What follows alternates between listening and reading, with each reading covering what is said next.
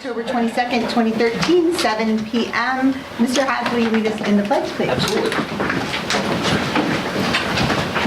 I pledge allegiance to the flag of the United States of America and to the republic for which it stands, one nation, under God, indivisible, with liberty and justice for all.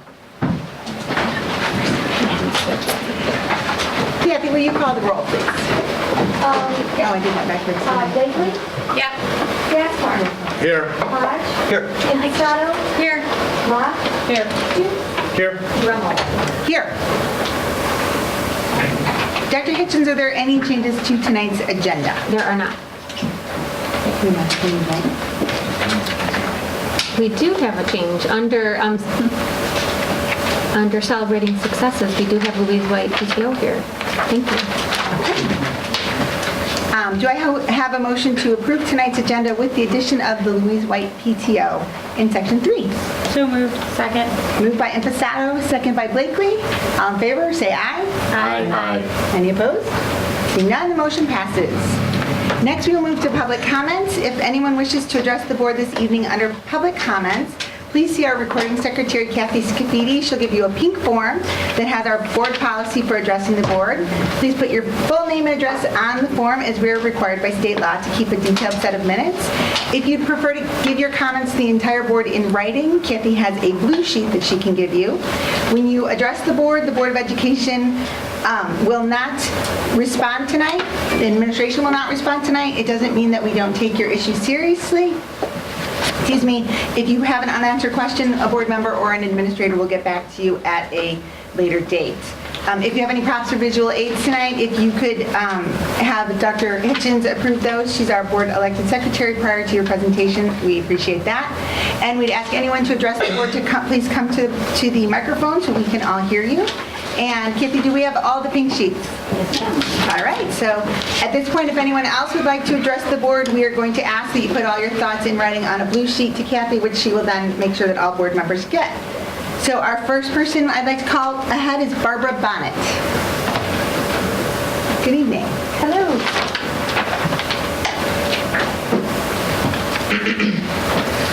Hi, I am the parent of 3 children that attend H.C. Storm Elementary School. I'm also an experienced educator, and I'm very concerned with the changes that I've seen take place since my first child began kindergarten at Storm about 3 years ago.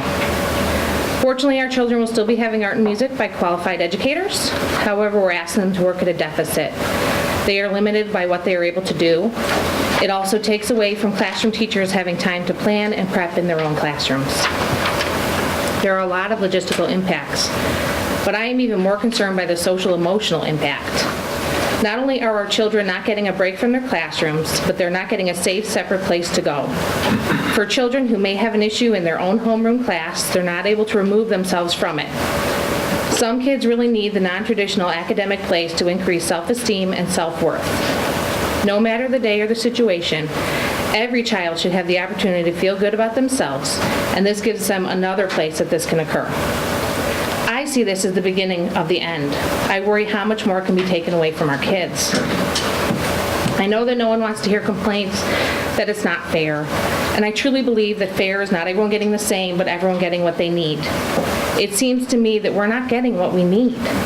It is impossible to be blind to the fact that H.C. Storm seems to be repeatedly placed in a less desirable situation than all the other schools within the very same district. If we are, in fact, the lowest performing school, then perhaps taking more away from us is a bad place to start. I am asking that the parents be made aware of what is being done to remedy this situation. We have addressed our administration and Board of Education many times and in many ways.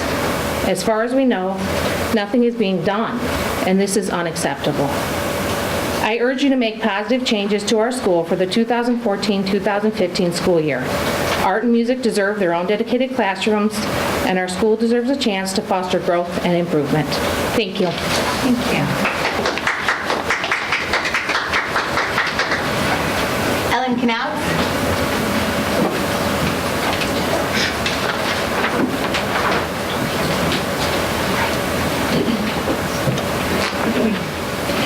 My name is Ellen Knautz, and I'm here to talk about the definition of class size. Currently, I have a student at HC Storm who is in 3rd grade. And of the 3 homeroom classes in 3rd grade, he has a class of 27, there's another class of 27, and another class of 26. When I looked at the presentation that was included in the board book for this evening, I noticed that the class size listed here was 22.3, not 26 or not 27. And so I was confused by what my perception of class size was.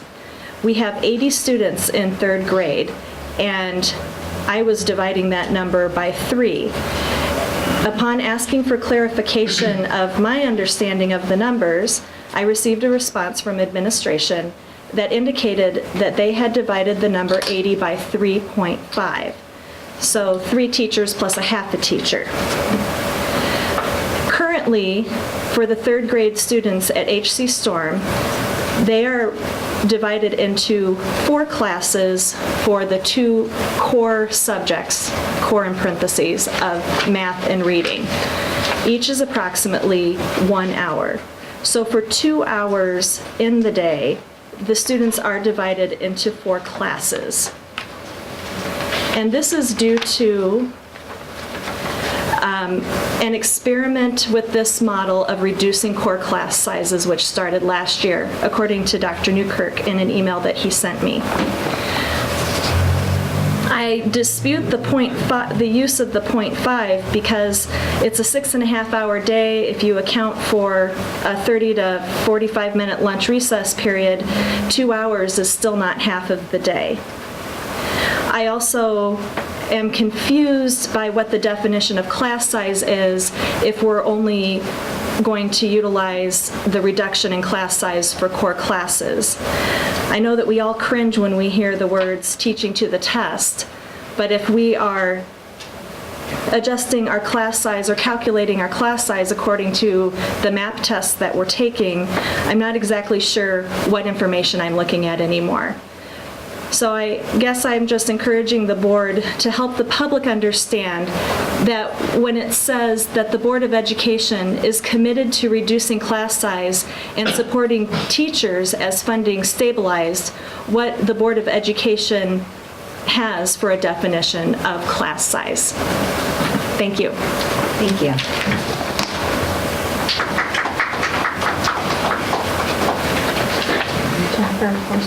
Jennifer Horstman?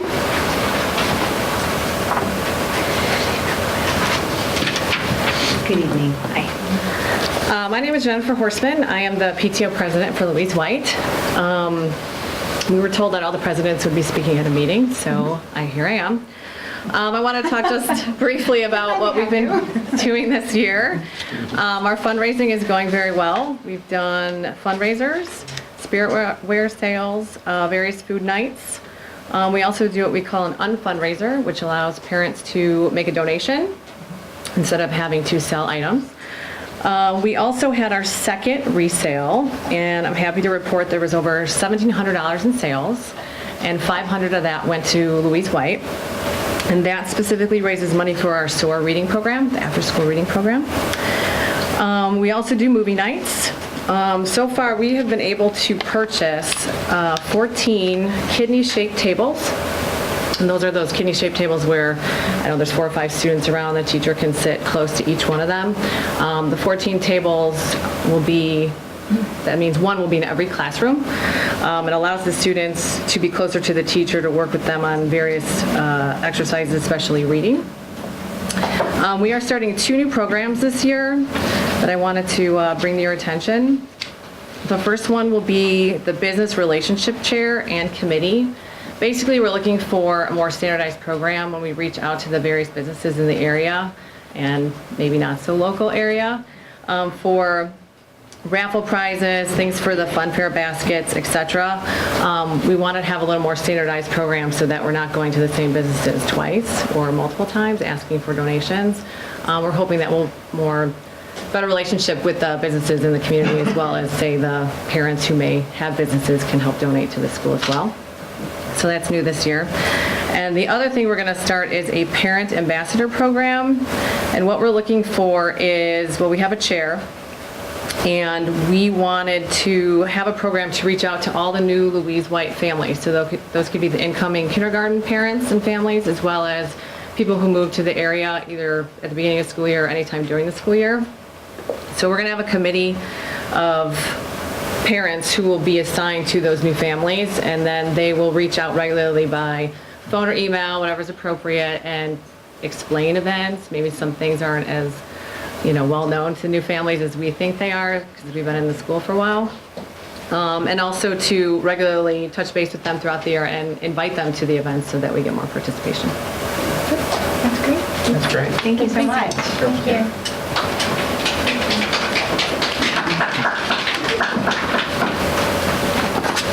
Okay, we'd like to move on to our partners in education. Is there anyone from Vespa here tonight? So then we'd like to invite Tony Millay, our BEA president, to address the board. Thank you. Good evening. Just a few things that I'd like to talk about.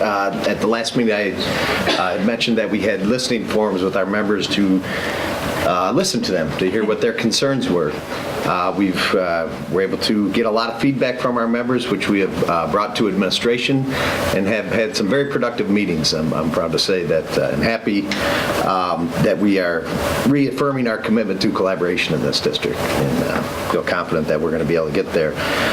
Some of the things that already we've been able to address some common understanding about some professional learning opportunities.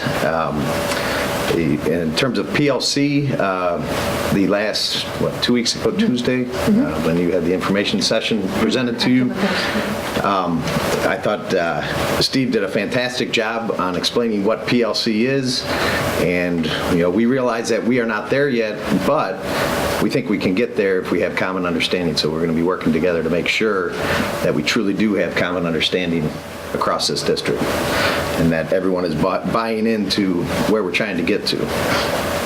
There's a lot coming down the road with professional appraisal. This has been a very long day. Actually, we just had our professional appraisal meeting before this, and student growth is just around the corner into our evaluations, and there is a lot of spinning wheels with that. So it's very important that we're working collaboratively to address those things.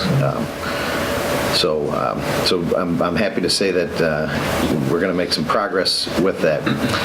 The last thing is, I spoke briefly at last month's meeting about a campaign that the Better Illinois is running to get an amendment on the ballot next November for a fair tax. And I told you I would give you some information. I had forgotten to give you that before then, or before I had left.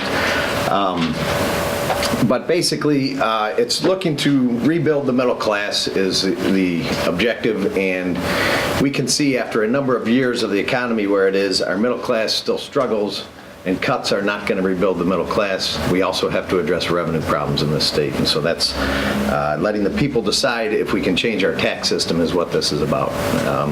And there's a number of organizations from congregations, small businesses, labor organizations, all involved. There's over 60 organizations involved in this. There's a website on there that provides a lot more information, so I encourage you to check that out. We're trying to get 500,000 signatures on a petition to show our legislators that there is interest in the state to address the revenue problem that we do have. So I'll pass these out and hand those down and get more information. That's about all I have. So Thanks, Tom. Thank you. Thank you. Thank you. We'd like to move on to celebrating successes. If I could have Coach Fuqua and the VHS dance team come forward. Hello. Hi. Hi, my name is Angela Fuqua, the head coach of the Batavia dance team. It is our honor to represent our school and community, and we want to thank you for recognizing us for Feel Good Friday on October 11th. At this point, we'd like to share a PowerPoint made by one of our dance team members, Julia Shanklin. We hope that this will give you a glimpse into our philosophy. We have 34 members on our Batavia dance team. Okay, sorry, go ahead. It just didn't sound. The dance team promotes school spirit at football, soccer, and basketball games. We perform at homecoming events such as the Class Olympics, parade, and football games. Academics are also a priority. Last year, varsity held at 3.75 cumulative GPA. JV had a very similar ranking. Both of our captains are a part of National Honor Society. Sam Spangler is a National Merit Scholar. Our competition season starts in November. Last year, varsity made it to semifinals at UDA Nationals in Orlando, Florida. They made it to the first ever IHSA state. At TDI State in Peoria, they received a third place in open dance category and a second place in open pom. At TDI State, JV received 2 first place trophies in the open pom and hip hop categories. This year, we raised over $4,700 for the American Cancer Society. At our Little Pom Camp this summer, dance team members and camp participants collected and donated over 1,000 food and school supply items to the Batavia Food Bank. We packed 108 boxes, which is 23,328 meals for starving children in countries around the world. We walked and raised over $600 on October 6th for the Juvenile Diabetes Foundation. We participated in a kickathon where we raised almost $1,000 for Reach the Moon Foundation. We also participated in Day of Caring, where we rake leaves at homes for the elderly people in our community. That's coming up this Sunday, October 27th, with Live United. Just a little brief, we did have a PowerPoint, but I guess it didn't send, but I think they did an excellent job. One of the things that I was asked to describe a little bit of our team in white, we're successful. And I want to say, I'd like to take all the credit, but that's not, I couldn't do that. We have an amazing parent group and amazing support behind these young ladies. So our parents also have different roles in our team, and they do an outstanding job. And with these young ladies, I know one of the things that we look at, what kind of group we want to be before we even start the year. And so our first year when I took the team, I had a young lady and the team develop our philosophy. And so all the components that have gone into being a team that we want to be, achieving on the dance floor and our state and nationals, but also achieving in our classrooms, and not just being out there for ourselves, but being a part of our community has been something that we really hold dear to our hearts. So we would I'm going to turn this over to Sam. Thank you so much for letting us come and share all of our values and beliefs. We really appreciate it. Thank you. Thank you.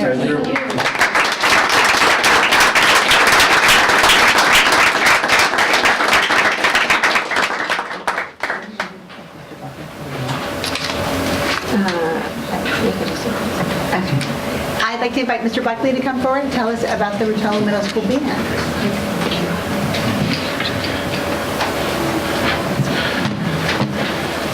Well, thank you very much for inviting me here and for making us a Friday feature. I believe it was October 4th.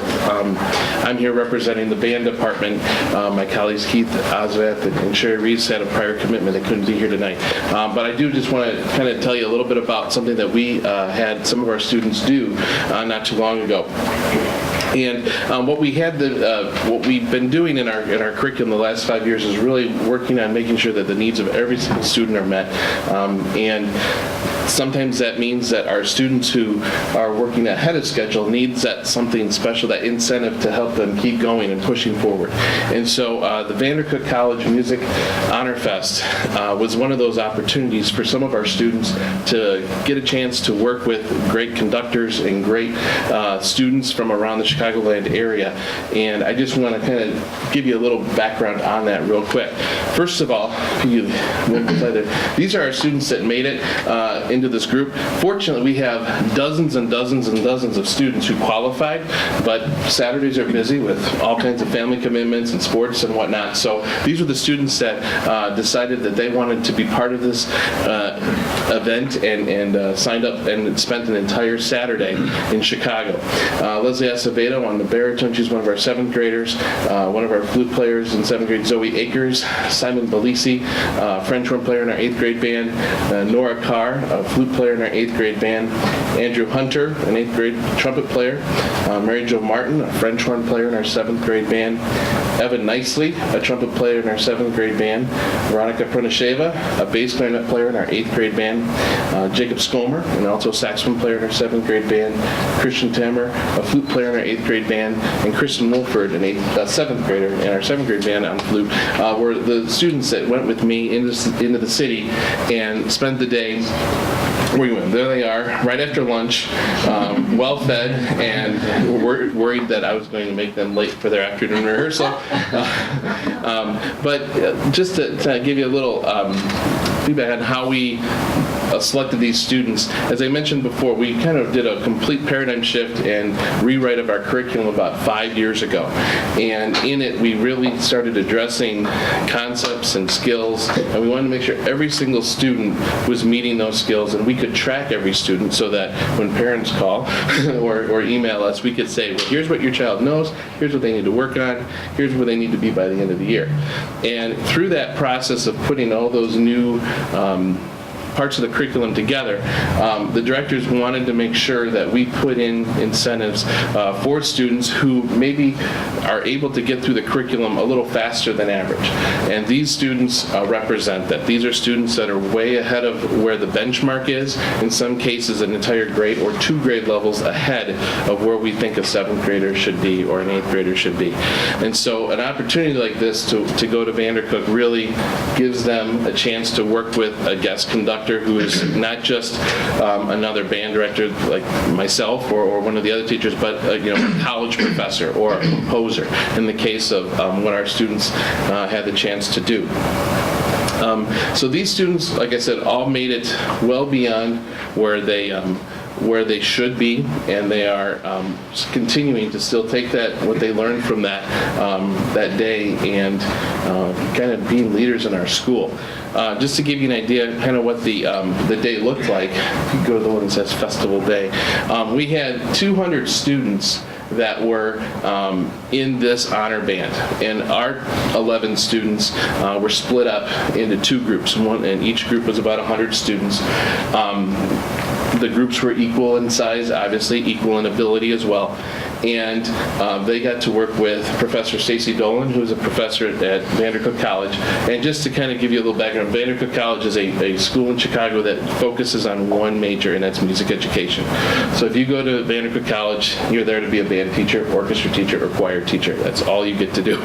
So she's like an expert on making you a really good music teacher. Mr. Sheldon is a famous composer who's written well over 100 pieces for both middle school, high school, and even college level literature. His music is some of the top selling music in the country, and so he was one of the conductors, and then Miss Larson was the other, Miss Dolan. She just recently got married. So the students had basically 7 hours to learn an entire concert. When they walked in the door and they got their chair, they were handed a folder that had 3 pieces they'd never learned before, never seen before, and were said, okay, by 3:30 you're performing this. And it wasn't like it was really easy music either. I mean, I looked at it and it would be something that a 7th grade group would normally work maybe 6 to 8 to 10 weeks to perfect, and they had 7 hours. So the conductors were miracle workers in some ways, and they were also just phenomenal teachers, and the kids were so immersed with peers that focus and really make sure that their mind is on the music. And our kids, I think, got a lot from that, because that's how they are, and so they got to be around students who think the same way and act the same way and perform the same way they do. If you can get one more slide there, Brad. Okay, so the students had 4 full band rehearsals, 2 in the morning that would lasted a combined 3.5 hours. That would make my chops tired. I can't imagine doing it, having only played for a couple of years. And then 2 more rehearsals in the afternoon. They also probably had a pull-out section just to work on the tough parts of their music.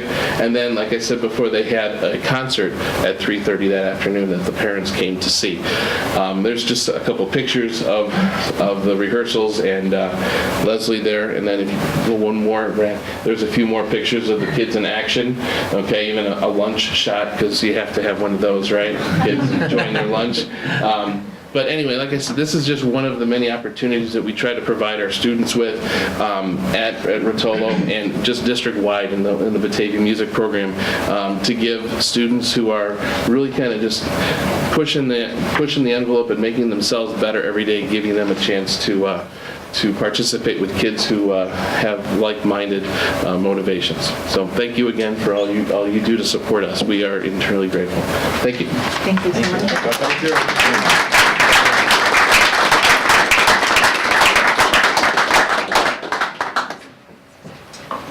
Item 5 is our consent agenda. The consent agenda is a method of streamlining our meetings by taking one vote on a number of routine personnel and business items. Each of the items is detailed in the agenda and has been appropriately posted in the board packet. I'd like to start by removing item 5.11, which is the increase of lunch prices, from the consent agenda. Mr. Pierce, will you read the consent agenda, please? I would be happy to. First of all, we have the approval of the minutes, 5.1. We have special meetings, regular meetings, and closed session minutes. 5.2 is our personnel section. We have the resignation of one certified staff member. We have the employment of one classified staff member. We had an amended leave of absence for Kitty Renz, and then finally we had 2 classified staff members resigned. 5.3, approving the routine financial items.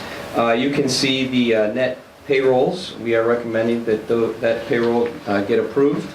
Moving on to 5.3.2. You can see our bill listing and the totals. And again, all of these bills were done with proper authorization within our budget and district policies.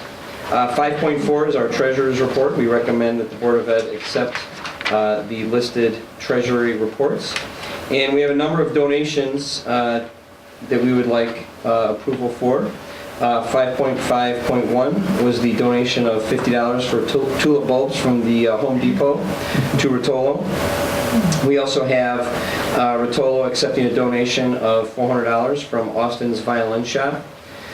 We'd also like to accept a donation of $400 from Quinlan Fabish to Rotolo, and a generous donation of $3,000 from the Dillon Foundation to Batavia High School.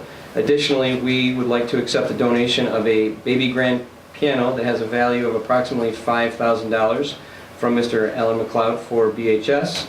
BHS would also like to accept a donation of $4,340.32 from Target in their education program. And then finally, the Grace McWayne PTO is donating over $1,500 for the purchase of Mimeo Vote 32 handsets for the teachers at Grace McWayne. So we're grateful for those donations. 5.6 is our FOIA request. This past month, we have one FOIA request. 5.7 is the disposal of our surplus property. 5.8 is the fiscal year 2014-2015 budget development. We would like authorization for us to begin the development of that. 5.9 is our policy section. A couple of things here.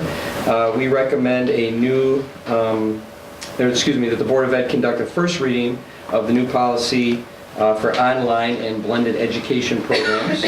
Additionally, we recommend the health, eye, and dental examination, immunizations, and exclusion of students policy. And then lastly, there is one slight adjustment. We do recommend in this final that we recommend it's a first reading and adoption of that policy. 5.10 is our administrative goals. It's important to note that any administrator who has a multi-year contract does have to have administrative goals in their contracts, and so we'd like the approval of all of these appendices for these various administrators. And 5.11 is the increase in our student lunch prices from $2.30 at the elementary and middle school levels to $2.60. And that's the one that was removed. I apologize. Let me cross that out. Sorry. So we're good. That's what happens when I throw it at you, no warning. Are there any other items on the consent agenda for removal or clarification?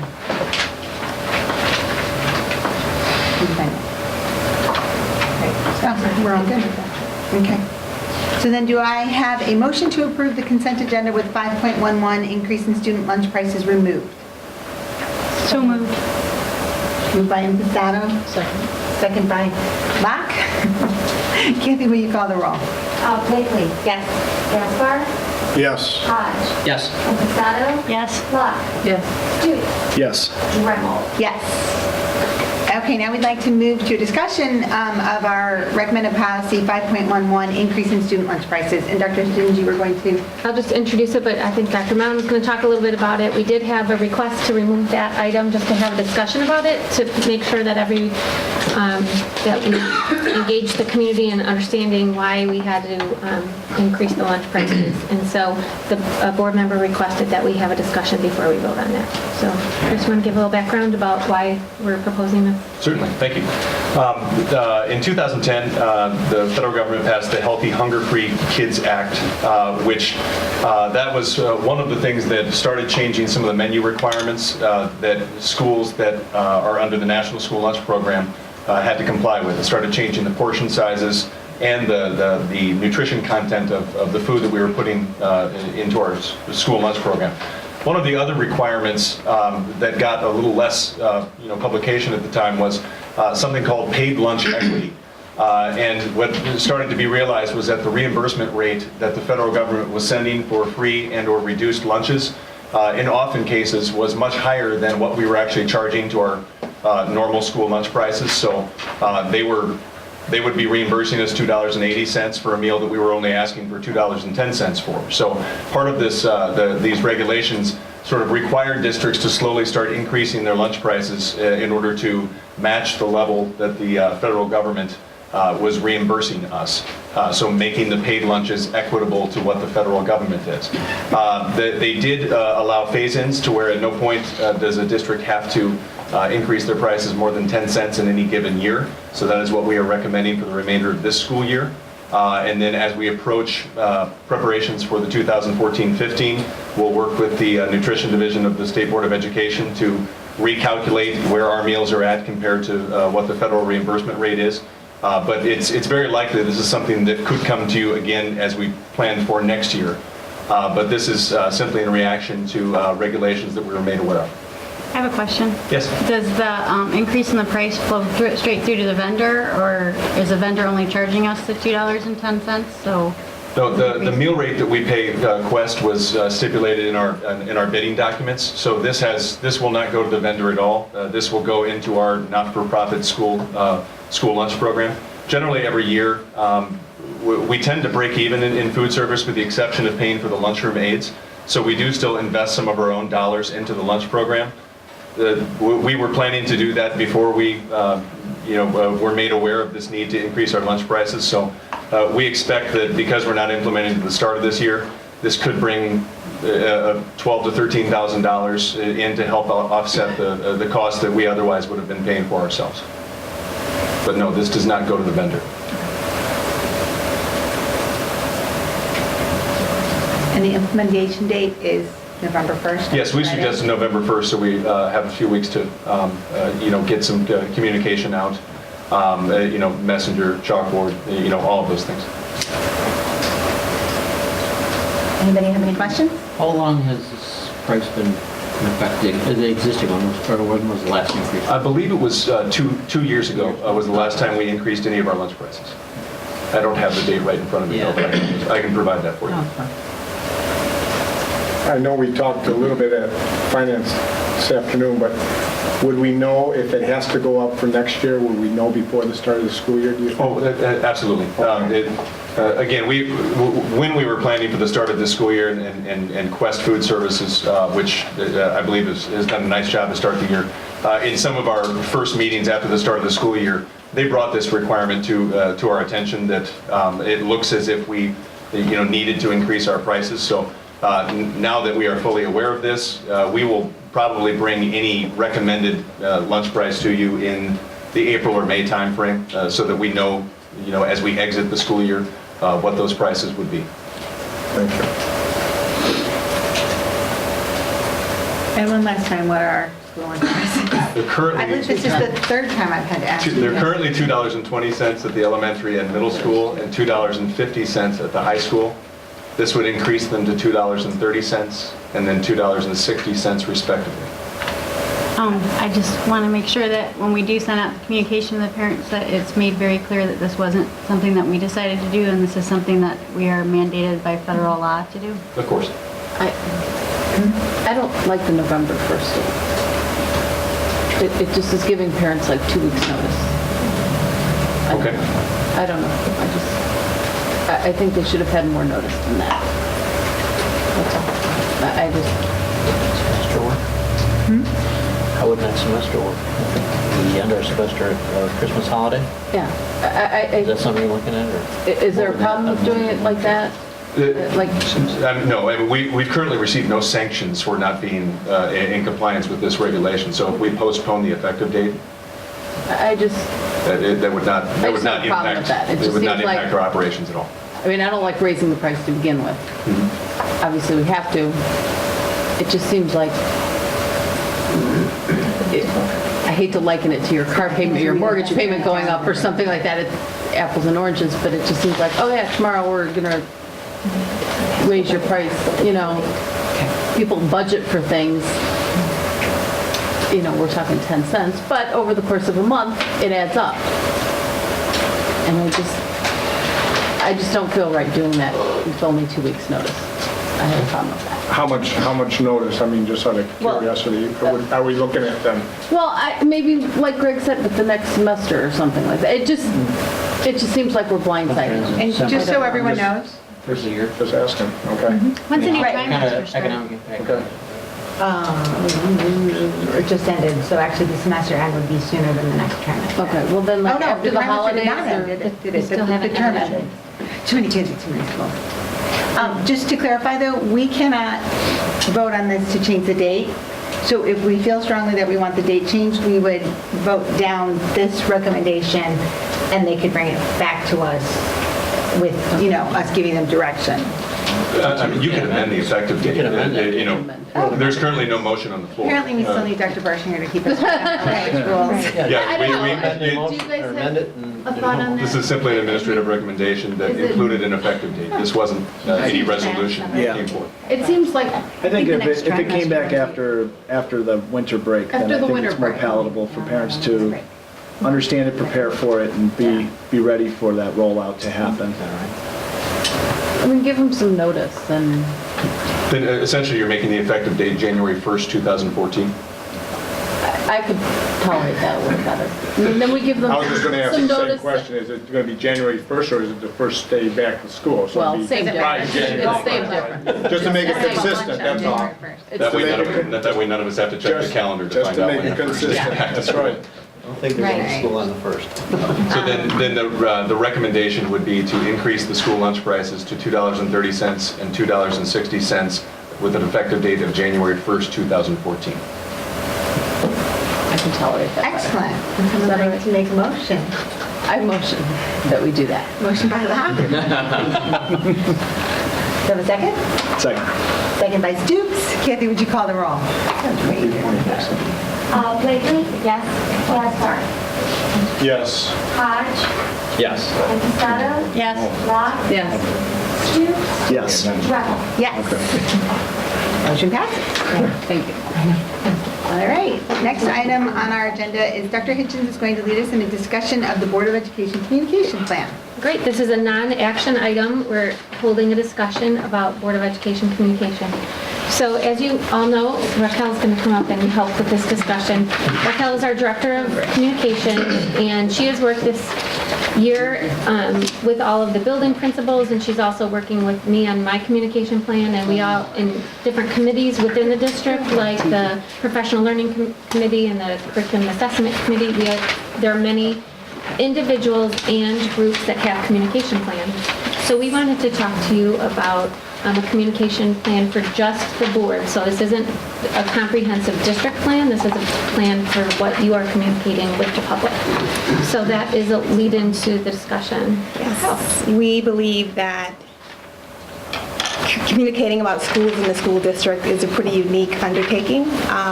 because we must not only inform and engage our stakeholders, we must also be transparent, fully transparent in our work.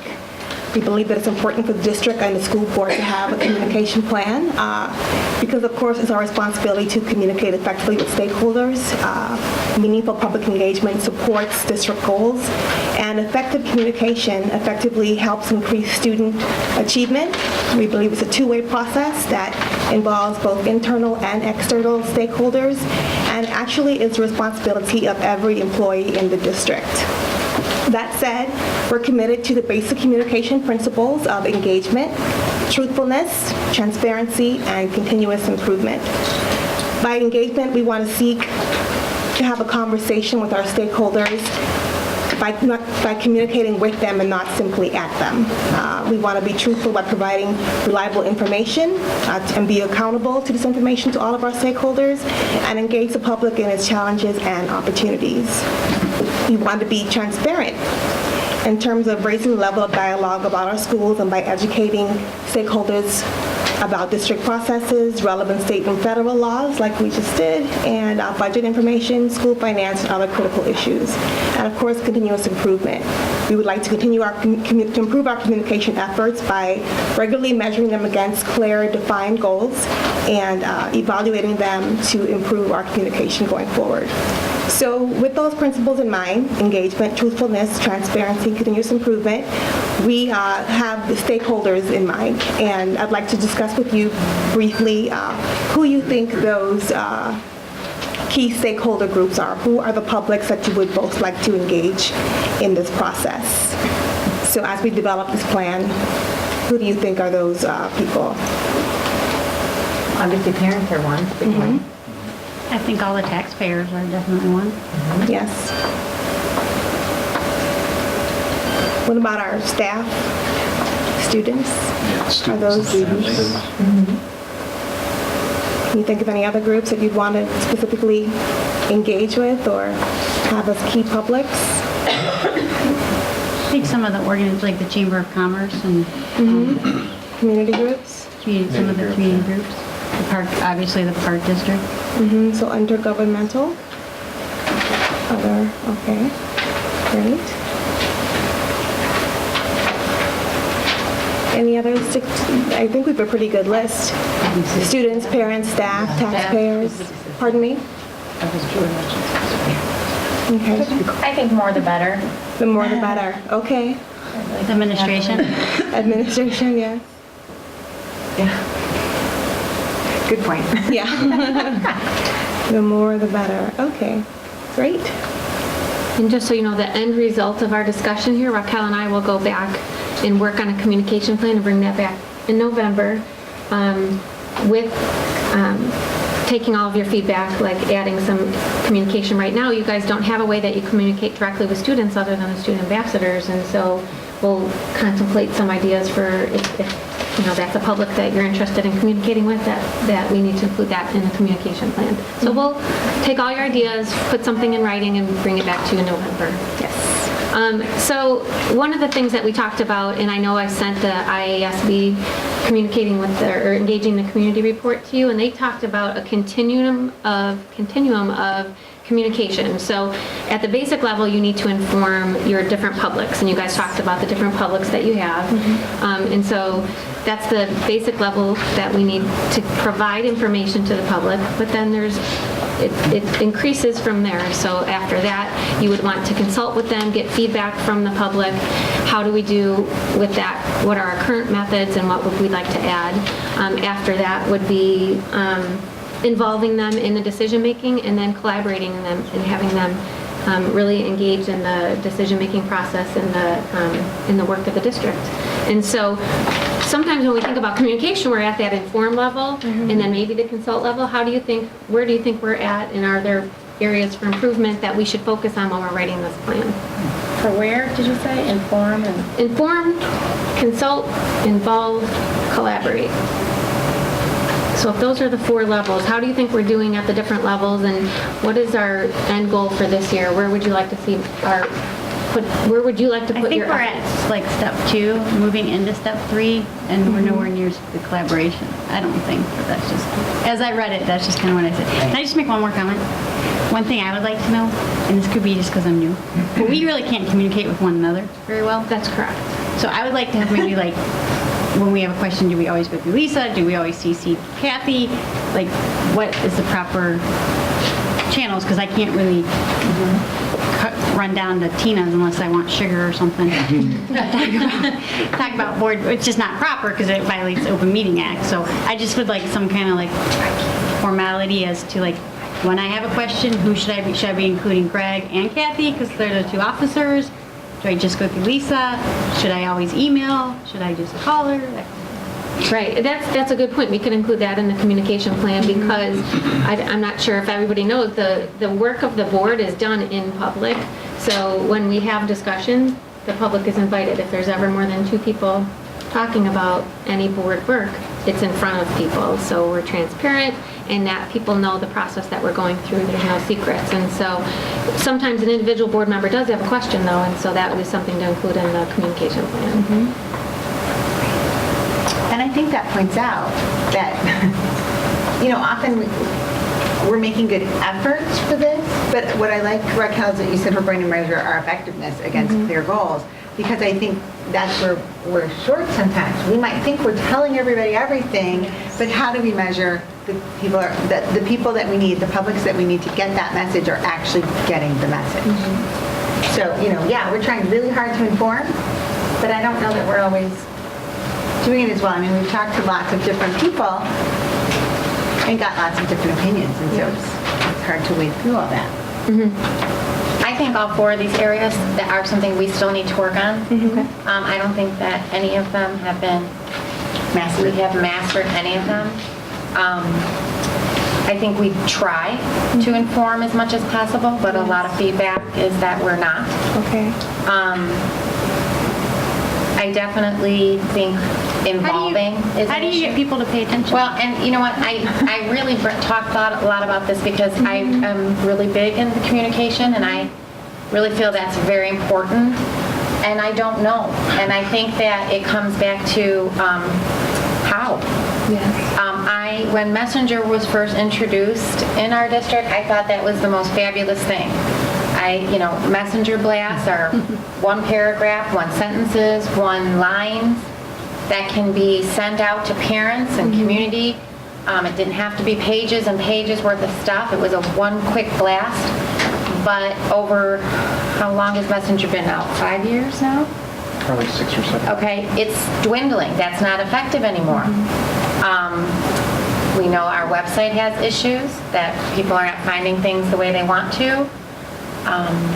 We know listening posts we've attempted, they're not well attended. We've set up coffee, which have been somewhat successful, but it's still, if you look at how many members are in our community, that's a very small amount who have reached out to the board to actually communicate with us. You go back to those who don't have computers. Do we go back to paper? I don't know. I think that's the big thing is I think we understand what needs to be done. Now it's how do we do it? And involving our stakeholders, our community, I think that's very difficult because like Melanie said, we don't get to meet often together to even discuss this. So how do we involve everyone else to help us communicate what's happening? So I think it's a very important thing, and I don't really have a lot of answers because I don't know how to get. Well, let's talk about what we do, because you named quite a few things that we do. So let's talk about those. So, the board has a webpage or has a section of the website. So you have all of your meetings posted. You have all of your meeting agendas. Is that satisfactory? Are you guys satisfied with your page on the website, or is there some more information on the website that needs to be there? I think that is, yes. I think that's important if it's easy to reach that. Right. There seems to be this issue with not being able to get the information that they want to see. We've had that as a concern. Okay. Right, I guess that's where I'm sort of at, where we need to find some measures of the effectiveness of what we're already doing. Yes. And that's where I'm really glad that the two of you are, I mean, especially Dr. Hitchens is really good at processes. And so I feel like if you guys put together a systematic process so that even if people get communications, often it's, I don't want to read this now and I don't want to worry about it now, but I want to know when I do need it, where I can come back later and find it. So that also might be where we're missing it. We put the information out there the first time, but is it available? Is it natural? Is it intuitive to where, like, I want to know about, and so again, I don't know that it's not lack of effort, and I think the communication we do is often clear and direct, but we need to look at that extra piece, and Raquel, you're the expert here, of getting information available when people want it in the form that they want it. Yes, and I think a big part of that is, of course, understanding who those stakeholders are and then being able to reach out and actually asking them, how do you want to be communicated? What is important for you to know? When do you want it? In what format? And what have you? And I know that Tony's team is working with on trying to help understand that better and work with our stakeholders to get information to them in the way that they want it. But really, it is about reaching out to those stakeholders and asking them those questions and getting information. I think even though the listing posts are not heavily attended, people who did answer some of those questions about how they prefer to get information or what information was valuable to them, they had pretty strong and clear opinions that I know that I used myself to inform the district communication plan. So I think there are ways that we can reach out to our stakeholders, even if it's just a focus group that is representative of some of those key stakeholders. That may be helpful for us to at least get a baseline of what people want to know, how they want information, and the timeliness and the frequency, the content, and what have you. It really just goes back to asking and not assuming. So I totally understand what you're saying. I understand what you're saying. I also think we do a good job, and Tony's going to want to muzzle me when I say this, with the social media. But I think we've gone in such a social media because it is inexpensive and it is easy way. But you're forgetting a whole segment of the population that doesn't do social media necessarily. And I don't think some of our fixed income retired taxpayers are getting the Twitters and are getting the don't always necessarily have. I think the messengers work. I think one of the best ones we do. I think we do a pretty good job with the parents. There's not many messengers that I can think of. There aren't many topics that I don't think that I get a messenger. If they don't bother to log on and enroll in the messenger, there's nothing we can do. We can just let them know it's available. But I think what we do send out in the messengers is good. We used to send out more, I think, but maybe. I mean, but it's also my understanding that not every school is using the messengers. So some of them send direct emails to their parents rather than that specific system because of what Melanie just talked about. Not every parent goes in and registers for it, so some of them do direct email instead. But we're fixing that. We have a new system that we'll be using that they don't have to choose one or the other. And I was going to say, and maybe the ability for, I mean, with so many ways of communicating now, maybe the ability for people to almost go onto a menu and choose how they want to be communicated with. But, and also by using the messenger, I mean, are we going to, what you had said, I think a focus group or discussion, because how much do you send out on the messenger? I mean, are you going to send out every board topic, every board minute? I mean, we need to decide what needs to be communicated immediately, what can be archived, what can be, and I think from what the discussion we've been hearing is that everybody has different wants of what they want to be able to see with the board. And that is, I mean, there's some that would like to know every detail, and then there's some that have no idea we're even meeting right now. But you tend to forget that right there we have a camera on us, and every how many hours we're on TV, and so we have something that's unique with BATV in this community that a lot of other communities don't have.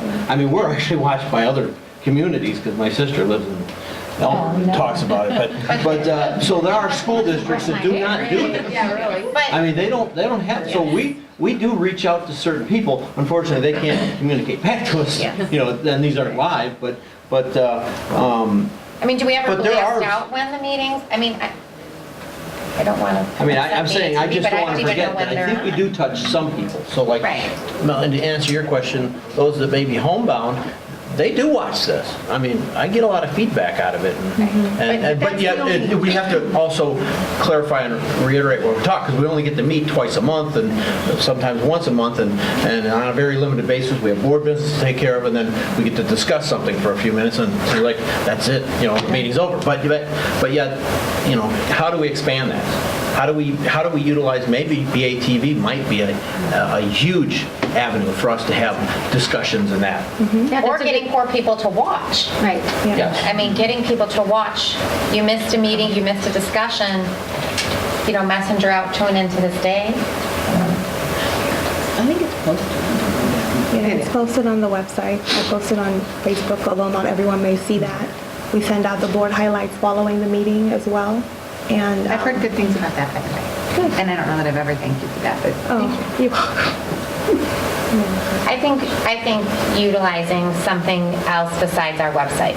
Yes, I agree. I agree that we need to communicate the messages in multiple formats to multiple stakeholders multiple times, because everyone will not always get the message. And so at the risk of being repetitive and seeming like we're just blowing the same horn or singing the same song, we need to make sure that we are reaching everybody in the most effective manner. But like I said, a part of that is really finding out through focus groups and asking the public what those options would be. And some things may not, I mean, we may try something, it may not work. We have to be able to come back and reevaluate this. Yes, and that's key to it, is the evaluation process. So we had some ideas about BATV, Yes. and I know Raquel's working with Holly at BATV on some partnerships. I know you had brought me an idea about a newsletter that we already do that, but if someone doesn't, that was a part of your coffee and conversation. Yep, somebody who said, especially people who are not parents in the district, would love to get maybe a monthly or quarterly newsletter that they could subscribe to that just highlights what we're doing, that, you know, would be delivered to their inbox, or they could choose how they would want it, maybe even a mailing if they so I don't chose. think we use backpack mail to the fullest extent we could either. But backpack mail only goes to our families. So like this was somebody with no kids left in the district. So he's like, I would sign up to subscribe to a newsletter, and I would get everyone I know to subscribe to your newsletter. So, you know, I mean, What about that book that the city sends out? That the Kurtz. We usually do have some little blurb in there. But it's usually, Neighbors. yeah, neighbors, Yeah, we which have actually neighbors. is really good. That could be a great, we don't use that enough. I don't think we have enough articles in there. Really? We have 8 pages? Yeah, 8 pages in every. the Yeah. district every does, but I don't issue. think The the board district. ever communicates. And it's always really great stuff. I mean, I love the articles. I think, I know you write most of them, but So maybe the board that's- could take a page every now and then Yes. with their I think message. that's an excellent Especially when idea. there's big things that are going on, or big ideas that we're That's, I talking think about. that. It doesn't have to be you know, every quarter. And I don't think because it that just might has to be, boring. I think it can be, not just have to be about the budget or money issues, it could be other issues that we deal with. Like the emergency plan. I think that would be, once it gets done, a good thing to. We have an emergency plan and we can't tell you any of the details. But, I mean, there's been a lot of issues in the district, even since the beginning of the year, that we could use other means of communication to communicate what's Like the happening. lunch price thing. I think that's going to be a Lunch price big thing. surprise to a lot of people. But- Okay. But unfortunately, I can't get my kids to ever buy lunch. Right. We do. So we've talked about different types of tools. Some of them would be classified as mass communication to inform. What the websites, we talked about using BATV, newsletters, parent notification systems like Messenger, social media. So we have some of those in place that we've used, and some we talked about are effective more than others, and some we can definitely beef up and utilize more effectively. There are other tools that we can use to consult and involve and collaborate. Focus groups we talked about, surveys, public meetings, dialogues, phone calls, conversations like you've been having with coffee, meetings. So we have different ways of communicating to reach the goal of consulting, involving, and and collaborating. So is there any other feedback or any other discussion that you want to have regarding these types of tools? No?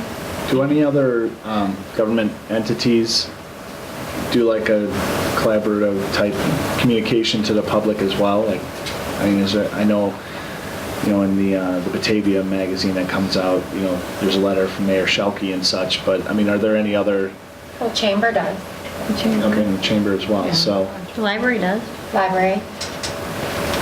So maybe modeling some of our, Mm-hmm. yeah, maybe modeling some of our communication efforts after what they've found. I mean, they've gone down that path already, it seems, so. So what are the best practices that they found that we can model after? Okay. I think talking to the individual schools and how they communicate with their parents just wouldn't help. I mean, I think Grace McWayne does a great job. I think the RMS weekly message on Friday is something I kind of look forward to seeing. And then from the Grace at the elementary school, we get something from Mr. Modaf every Friday. And we've been doing that for years.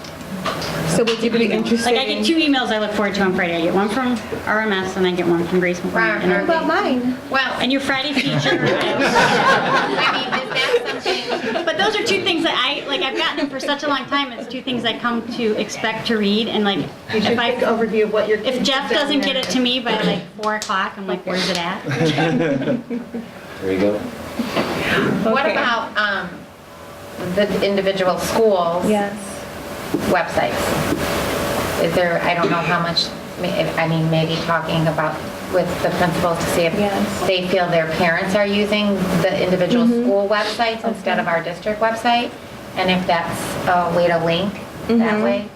I do agree that we've all said that we do have to hit a population that is not tech savvy, social media savvy.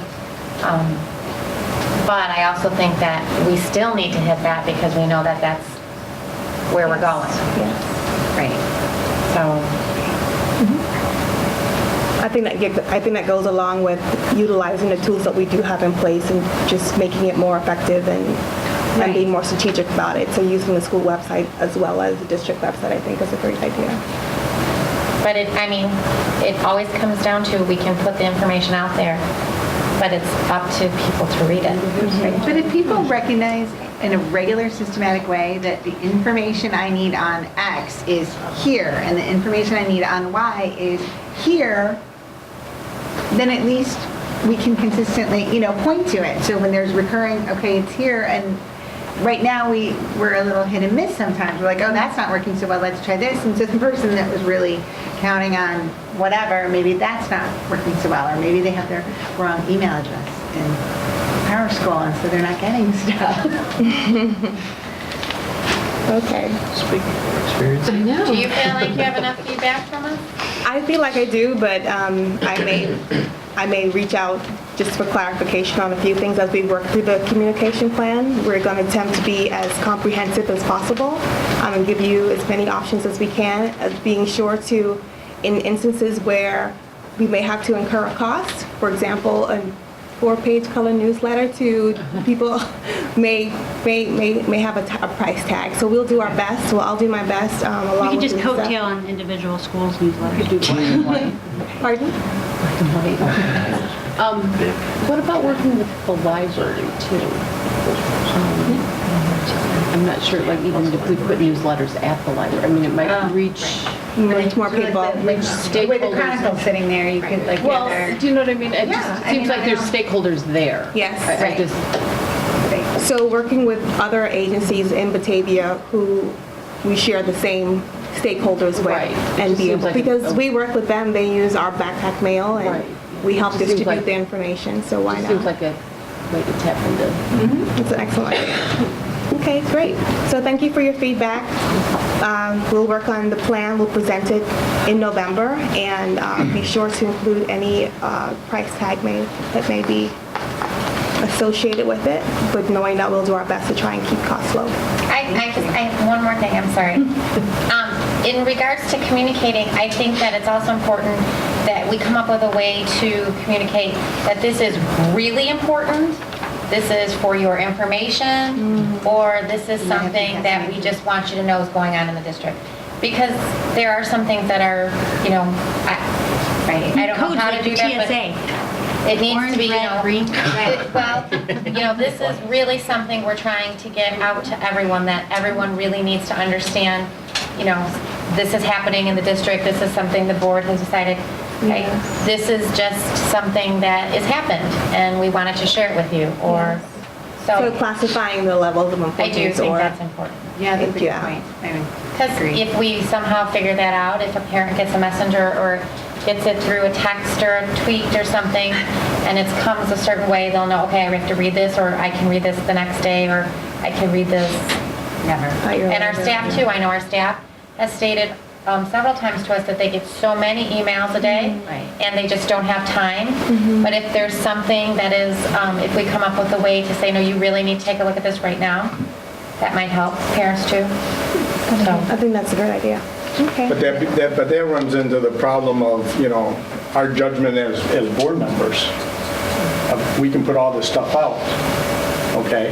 But what we do is, we also represent the silent majority that we don't hear anything from. But yet we hear a lot from the vocal minority. So we've got to weigh we've got to make that decision. on everything, on how it comes out. So it's a very fine line. I mean, we can put everything out there, and then after a while, sometimes people look at something and just say, oh, that again, boom. They don't even read it. Because I've been in meetings where someone will say, yeah, oh, I didn't look at that one, or I didn't go all the way down. I mean, so I think sometimes if you even throw so much out there, it becomes too much. But I'm just saying, I'm open for all the communication, because that's what we've been talking about, you know, for all the stakeholders. So I just think we just still have to be very careful on this. And the key is And- being able to figure out whether or not it's effective. That's right. I think that's And so you know, it'll work, it'll come around. So I think, you know, you have to be positive on it. Thank you very much for your feedback. Thank you. Thanks. Okay, we have 3 items under number 7 for information. Dr. Newkirk, you're up first. Can you please share the information on class size and enrollment? Sure, so I will share some information about elementary class size. Steve will share some information about our secondary class size, and then some enrollment survey information will be shared by Dr. Mon. So, as I wrote in the board memo, there are a number of different ways to look at class size. We no longer do 6-day enrollment counts, so we thought here at the end of the first quarter of the school year would be a good time to kind of review where we've been and where we're headed in terms of class size. I know that this is difficult to read, but I'll explain the color coding, and you have one in front of you as well. So this represents our 6 elementary schools, and it represents grades K through 5 in each of those schools over the past 3 years. So 11, 12, 12, 13, 13, 14. And the color coding is based on both contractual and administrative guidelines. So classes on average that are in the green are below both our contractual and administrative guidelines. Classes that are in the yellow are between the contractual guidelines and our administrative guidelines, and then classes in the red are at or above our administrative guidelines. So you can see that some schools have larger class sizes than others. The color coding, you know, very clearly shows that there are some pockets of class size, especially when we look at the 11, 12, 12, 13 school year. So during budget cuts, one of the major cuts was to class size. So you can see that represented in our elementary schools in red.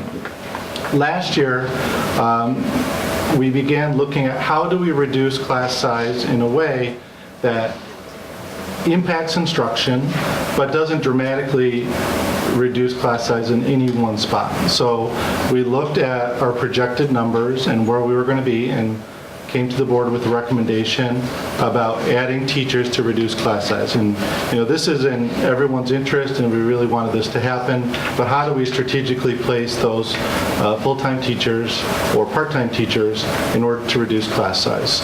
And at the elementary level, it's increasingly complex because you could have a class size of 60 or 80 at a grade level. If you add an additional full-time FTE, your average class size goes way down.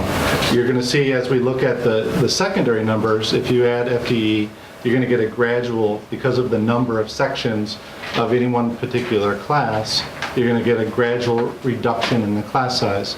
But at our elementary levels, in our attendance centers, because we're looking at 3 or 4 sections, adding an additional one to go to 4 typically dramatically reduces class size. So how do we use those FTE? So we began in the 12-13 school year to use what were called interventionists, but that's really kind of a misnomer because they're reducing core class size. So in mathematics and reading, during those 2 periods of time, principals are coordinating with their staff to reduce those core class sizes. So as we did these numbers, again, there are a number of different ways to look at it, but we look at the FTE that are assigned to any particular grade level in our calculations. So in the 13-14 school year, you can see that we still have some class sizes which are over contractual or administrative guidelines, but it's a reduction. And we'd like to say that we, over time, increase class size, and it will take time to decrease class size as well. So those additional FTE at the elementary level, this represents 2 full-time equivalent teachers that were added to our teaching staff. And again, many of those were in part-time increments to reduce core class size. An example is at Storm School in 3rd grade. There is a half-time teacher who reduces class size. They split into 4 for the reading and mathematics time. We see similar situations at 4 of our 6 elementary schools where we're using staff in a different way to reduce core class size. Also, one piece of flexibility that happened was we make projections in the fall, but we don't control where people move or how many kids are born or any of those types of things are out of our control. Rental properties, those things change constantly. So principals at 2 of our elementary schools looked at their kindergarten numbers, which were growing. We had people coming in to register their kindergartners, and that's probably the place where we have the least good idea about who's coming to us, is at that kindergarten level. We have fairly low mobility, so from year to year, we can tend to predict how many students we're going to have. But at the kindergarten level, 2 of our principals saw that they were going to have large class sizes at the kindergarten level, so those FTE that were dedicated to their buildings were put into kindergarten sections. So that happened at Grace McWayne, and it also happened at J.B. Nelson School.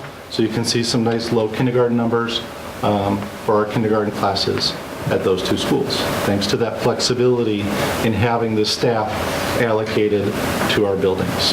Does that mean that that staff is no longer an interventionist? Correct. So did we replace an interventionist, or did they just don't have one? No, what we said is we were authorized for this many full-time equivalent teachers, and at our projections, we allocated those to the buildings, and then based on their needs. So it was really principals working with their staffs to make some tough decisions about where they were going to place those FTEs. That's been a pretty regular practice at our high school. We want to make sure that, you know, we're staffing our high-need areas, but it has not been our past practice at the elementary school because we just didn't have that flexibility. So principals at those 2 schools worked with their staffs, sometimes had to make some tough decisions about reducing that kindergarten class size because that half-time person wasn't going to be fully available for another grade level. And that's why you still see some reds and yellows in the 13-14 school year. How long does math and reading instruction generally, how long do we allocate in our elementary schools?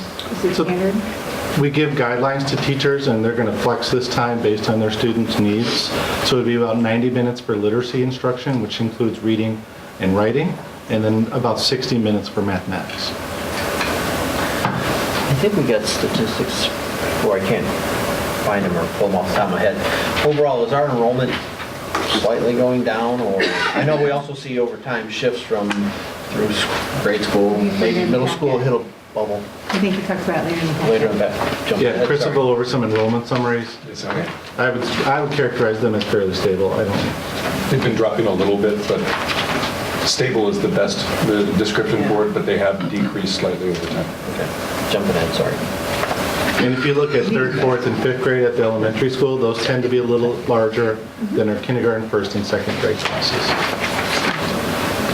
Because there's less sections of them? What's that? Because there's less sections of them? There's just fewer total number of kids in those grade levels based on our boundaries right now. Again, that doesn't hold true for all schools.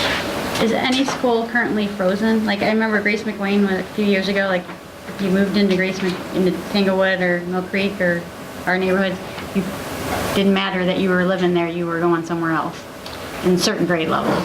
Yes, we did not do that this year. That's pretty disruptive to families and to students. So we did not do a freeze where they would need to attend another school.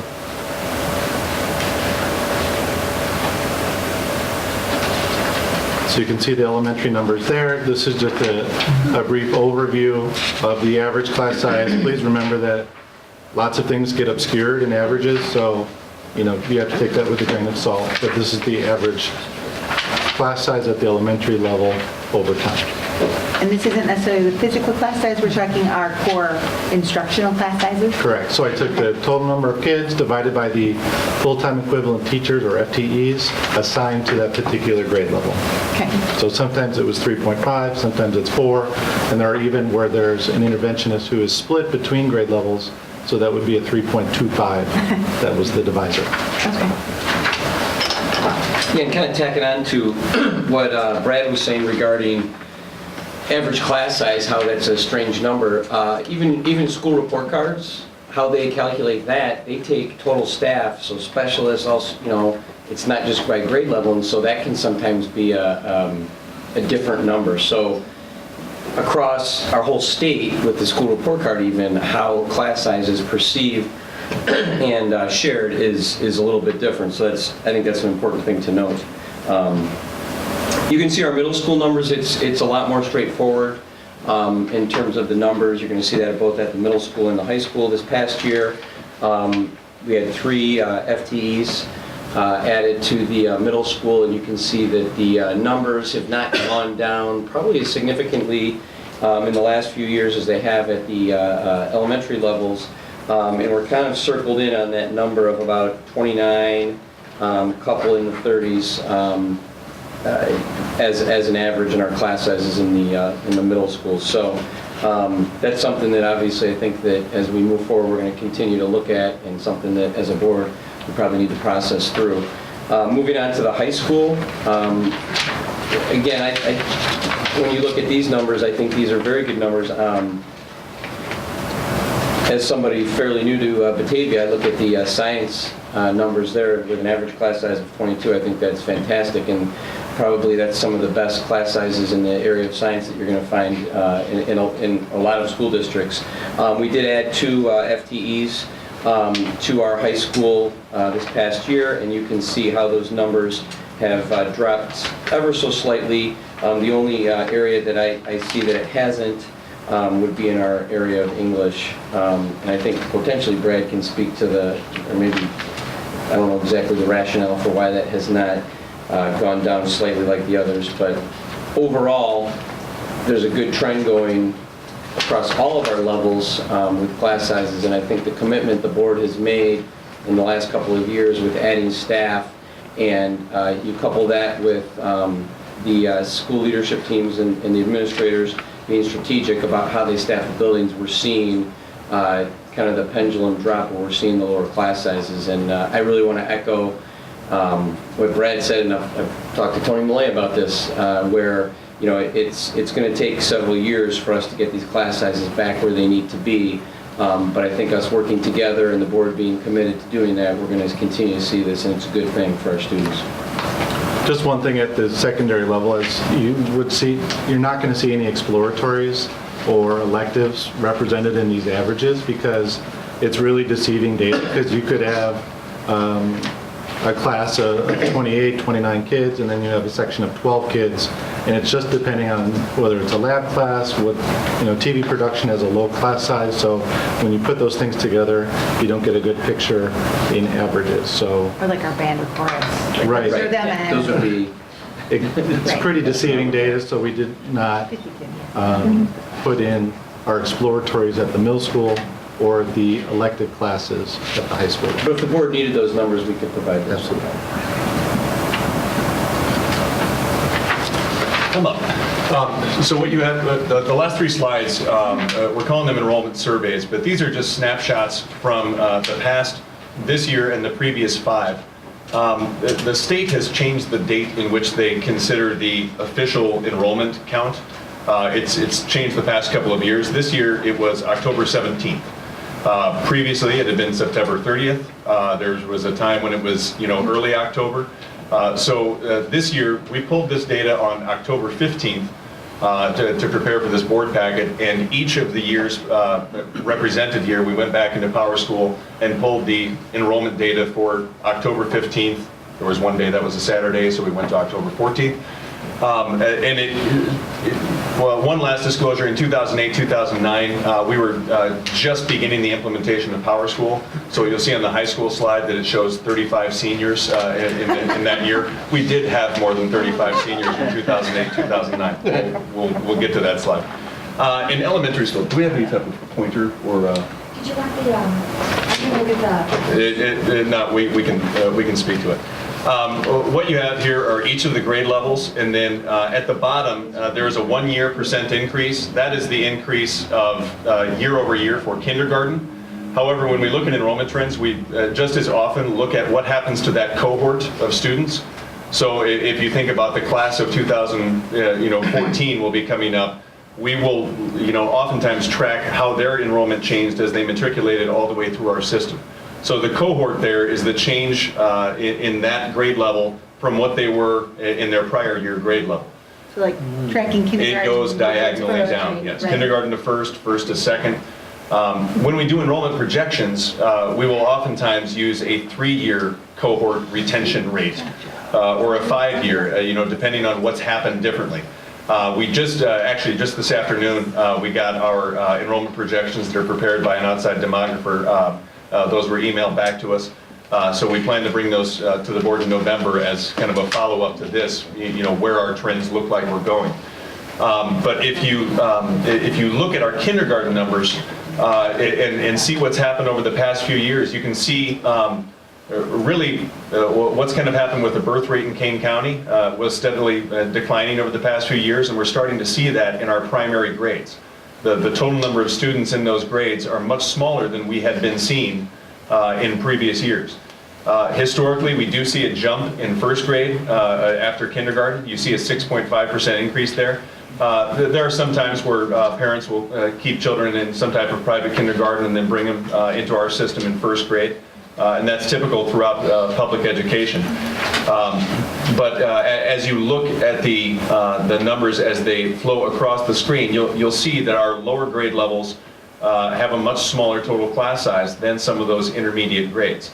Overall, because of those drops in the kindergarten numbers over the past few years, our elementary enrollment has declined by about 160 students over the past few years. Do we attribute that to getting rid of the full-day kindergarten?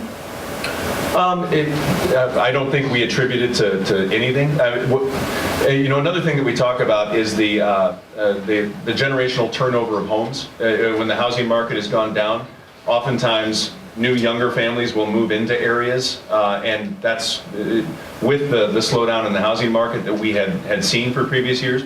We weren't seeing new families moving in and replenishing the elementary schools with those younger kids.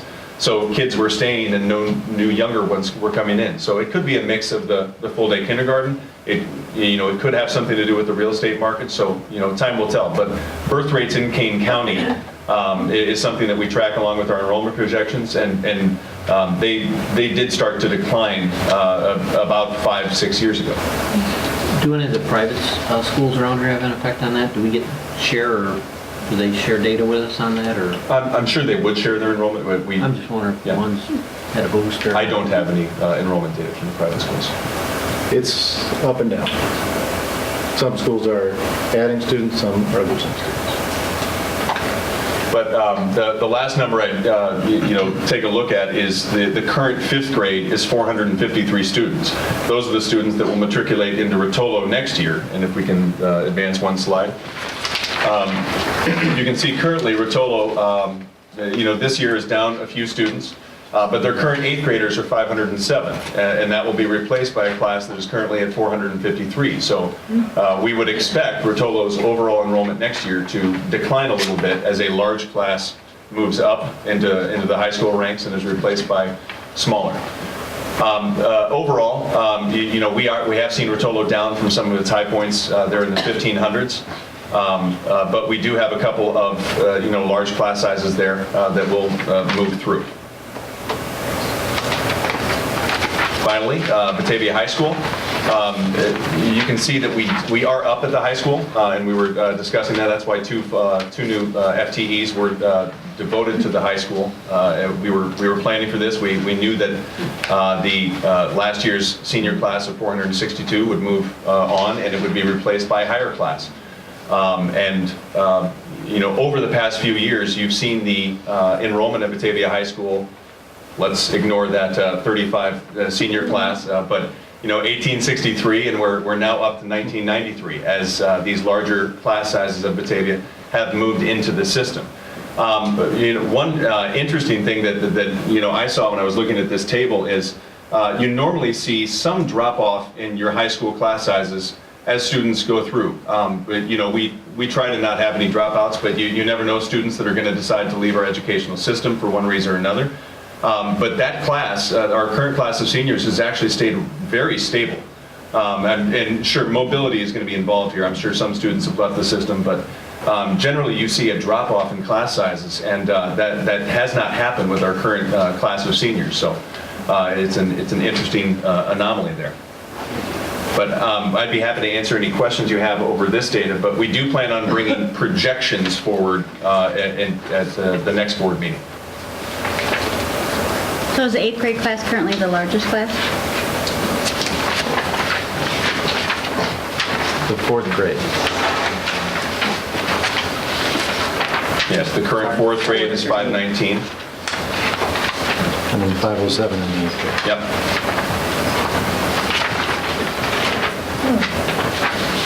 Probably the juniors at 505.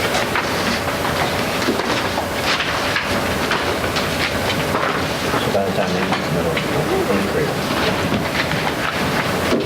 Any other questions?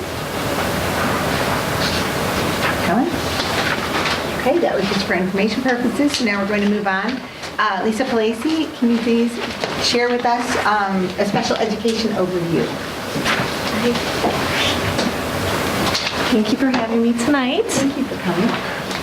So I'm going to share with you some facts and data, but also a little bit of emotion, because I took the time this week to spend some time with a student that many of us know. Is there anyone up here that doesn't know Richie Perez? I don't think so. But he has been a student that's been in our school system since early childhood. I've had the pleasure of knowing him for 13 of the 20 years that I've been in Batavia. So as I was preparing for tonight, I reached out to his family and to Richie and asked them to share some pictures of his experiences, and also did a little interview with him and his parents just to learn about what it's been like to be a student in Batavia. So I'm going to kind of share that throughout the presentation. So the first slide is just kind of some facts. We currently have 802 students in Batavia that are receiving special education services. We're a little bit below the state average, which is 14.8%.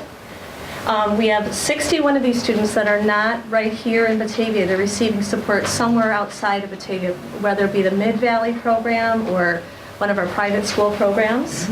And then an additional 28 are involved in transition programs, so 18 to 22. And that's something that a lot of people in the Batavia community don't always understand, that special education students have a right to an education up until their 22nd birthday. So we're really excited to have that many kids that are participating. And then we go to Richie. So I wanted to just do a special thanks to Richie. You can see his family here. He's had some very special moments here that we'll kind of talk about as we talk about the services that we can provide. We started out at early intervention. So our journey with our students starts really from the day that they are born. So we work very closely, and that's Richie when he was a toddler. We work very closely with Day One Network to make sure that parents are aware that students have services right here in Batavia as soon as they turn 3. And it's our job to reach out to families to let them know that there are early intervention services from birth all the way to their 3rd birthday. We have early childhood screenings and early intervention screenings right at Gallus Gustafson School 7 times a year, and that's something we're really trying to publicize and get out to the community so that they're more aware. We're even sharing that information with our doctor's offices so that they're passing it out to families. And those are some of the things that they look at during early intervention: the communication, fine gross motor skills, problem solving, personal, social. And then we have our own early intervention specialist, Marilyn Forbes, who used to be a special education teacher at early childhood. And just a little piece of Richie, at this stage of his life, his parents didn't know at all that he had a disability. So it wasn't until he was almost 3 years old that they realized that something was going on. So he was not involved in early intervention services at all. Then we go on to early childhood services. We start early childhood screenings, again, that same 7 days a year. That begins at the age of 33 months all the way to 5 years old. Our Early Childhood Center, which is at Gallus Gustafson School, services about 120 students every year. And we're really excited that now we have 2 different programs there. So one is our Early Childhood Special Education Program. And then last year we started our blended preschool program, so we now are considered a 50-50 model, which means that 50% of our programs include students without disabilities, and the other 50% is students that all have disabilities. That is something that we're continuing to work on, continuing to really build that community awareness about getting students without disabilities into the program. Our goal is to really expand that and include more families over time.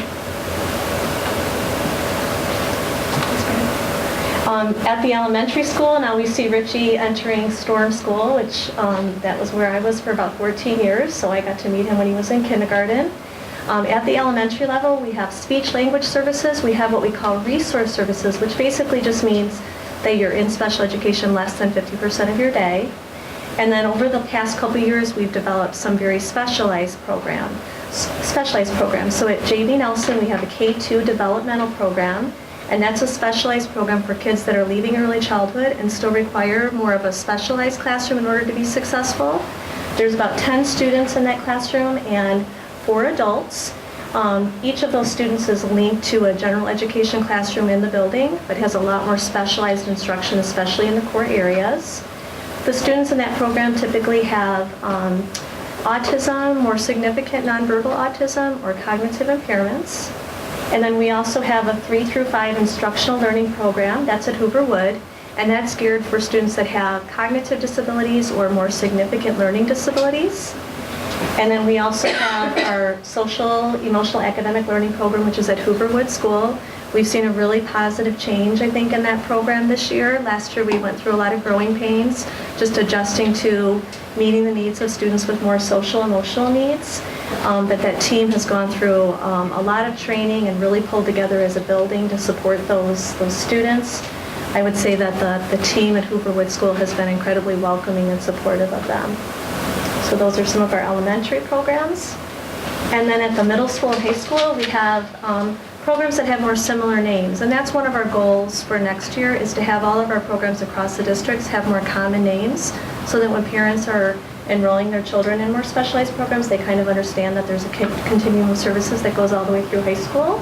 So again, we have the same levels of speech, language, and resource, but we also start to do more co-teaching at the middle school and high school level.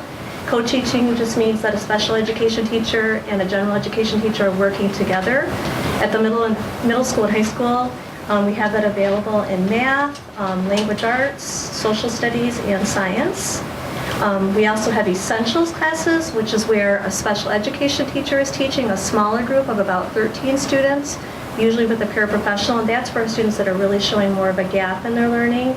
Oftentimes they're 2 to 3 years below grade level in a subject matter, and we're really trying to focus in on building up those skills. And then at both the middle school and high school, we have what's called our Developing Opportunities program. So that would be a continuation of the SEAL program at the elementary level. And that's really focused on students that have more social, emotional needs. And then, of course, our vocational transition program, which is what Richie has been a part of for many years. And that really is focused more on those key academic skills that you need to be successful in life, and more vocational training, social skills, interacting with others, being more independent, and practicing on skills that you need to be safe in the community. And then, of course, I just had to add a couple more pictures of our superstar here. So Richie, as many of you know, was one of our homecoming attendants, and this is him with his ticket to homecoming. And these are things, again, that we would never have imagined that he would be doing, with the level of support that he needed at the elementary level, where he could never leave an adult's side without someone holding his hand, to the point now where he's going to dances and really just being guided by friends that are there. And then as we move on, again, something that a lot of people in our community are not aware of is that continuation of high school into a transition program for students that are 18 to 22. Those students, some of them will receive a certificate of completion, which means that you didn't necessarily meet the high school requirements, but you did complete 4 years of high school. The same students also have the option of earning a diploma, but if they go on to a transition program, the diploma waits for them. So once a diploma is issued to a student, the transition program is not an option. So they do have the right to come back and participate in graduation when they're finished with the transition program. And that could be at 19, it could be at 20, it could be at 21, or it could be at 22. So another thing we're trying to really help our parents understand is that piece and what their rights are. Our SAIL program is the most common program that we use. It's through Mid-Valley, and it's really about independent living skills.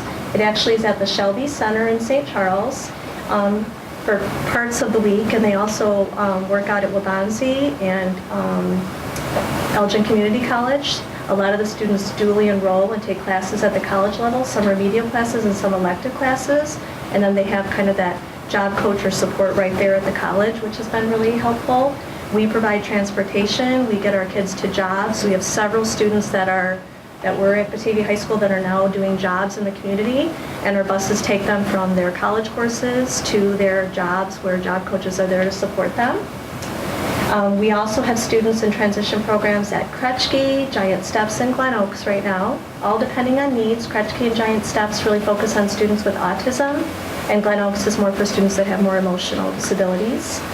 And then adult services is there right along the way. So as soon as a student becomes 18 and starts a transition program, members of adult services start attending the IEP meetings and start talking to the parents about different supports that they're going to need as the students become adults, and helping them get enrolled in day programs from that moment they turn 22. And I always say, even if it happens on a Wednesday, that's when it starts, so they can be a part of our program on Tuesday and transition right to adult services on Wednesday. And these are all of the different additional related services that we offer in Batavia, everything from speech and language to suicide prevention services. I won't read them all to you.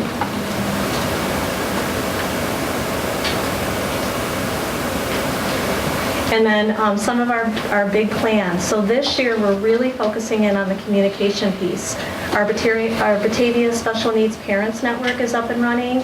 It's really had a much more positive response, I think, this year. There's a great group of parents that have come together. They've already developed their own website and their own Facebook page. On the website, it has resources for parents, like great places to get your hair cut if you have a student with special needs, different programs that are out there for children with autism, different doctors that work well with students. We're also starting a group called Chip In, which I'm going to talk about at the next board meeting. And that is for our homeless students, so I'm super excited about that. That's a program that we've already been able to reach out to students that are moving from homeless shelters into transitional houses. We've supplied homes with supplies and things that they need. We've given clothing. We help someone we help with gas cards. We help a parent get her license and registration so that she didn't have to ride her bike to work, and the kids didn't have to ride their bike to their mom's work after school like they did for the past 4 years. So that was really exciting. We're working on doing some program descriptions and really taking a closer look at our specialized programs to make them better. Lots of professional development going on, and really a closer look at caseloads, because we know that our special education teachers and specialists can only do their jobs well if they have a reasonable amount of students. We have a behavioral interventionist at the elementary level this year, which has been very helpful. We have adaptive PE available now at the middle school and high school level. And we're just working a lot on just making sure that our IEPs are compliant with the law and that they're really individualized to meet the needs of our students. And when it comes to listening to Raquel, Raquel's been an awesome help with helping us to really improve our communication with parents and our staff. And we're really taking a closer look at our website so that parents can find out information about 504 plans and our programs.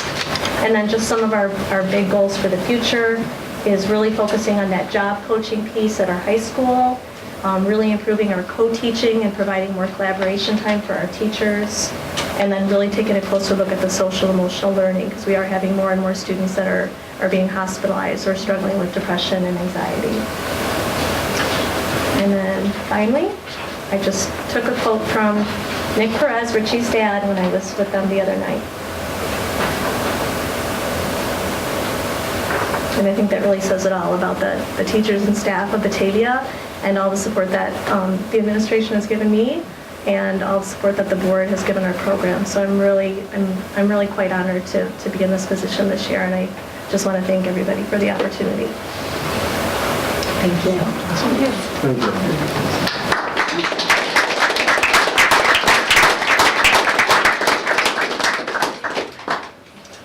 And now we are going to make Pat Brown follow that. Pictures. Talk about our capital improvement plan. Richie did offer to come. Good evening, everyone. Tonight I'm going to give an update on the capital projects that we took on this summer. So we set out to complete 17 projects valued at just under $1.1 million. They were all projects that were identified in the capital improvement plan that was given back in January. We have completed all of those projects but two to date. Those two projects that were not completed were a painting project at Alice Gustafson and then the cupola replacement at this building here. We held off on doing those projects over the summer so that we did not have this year a contingency plan like we've had in the past, or contingency budget money. So this was really creating that for us in case something else were to come up over the school year. We still intend that as soon as the weather is good in the spring, that we can get out there and complete the painting projects and complete the cupola work, that will complete those projects with this year's fiscal monies that's been appropriated for that. So one thing I wanted to point out is that if you look at the sheet that I provided, the spreadsheet shows that the projects were procured more favorably than what we had originally estimated. Because of that, we were able to actually set out and do some other projects to the tune of, I think there was 14 projects that were valued about $135,000. What were those projects? Those were really things that at the time that we developed the capital improvement plan in January, we did not foresee some things that would come up.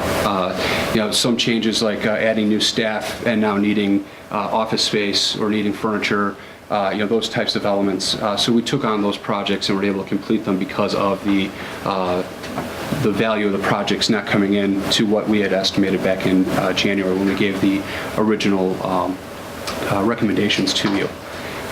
We are going to work on tightening up those protocols. We've had some conversations at the Finance Committee about how we conduct our estimating in the future so that we can get a little bit tighter on some of those projected estimates of what the cost of work will be so that you have some more confidence in what those numbers are in the decisions that you're making. So one of the things that is going to help us quite a bit is we've been talking about having a better idea of what the funding levels are going to look like in O&M for capital projects so that we have a better confidence of actually being able to go out and talk to engineers and talk to architects and get those drawings so that we can put out on the street and get better estimates for. A lot of times we're stuck with still taking information from the engineers and the architects, but it's not in a detailed plan that calls out every nut and bolt. So the estimates can be a little bit more loose from that standpoint, and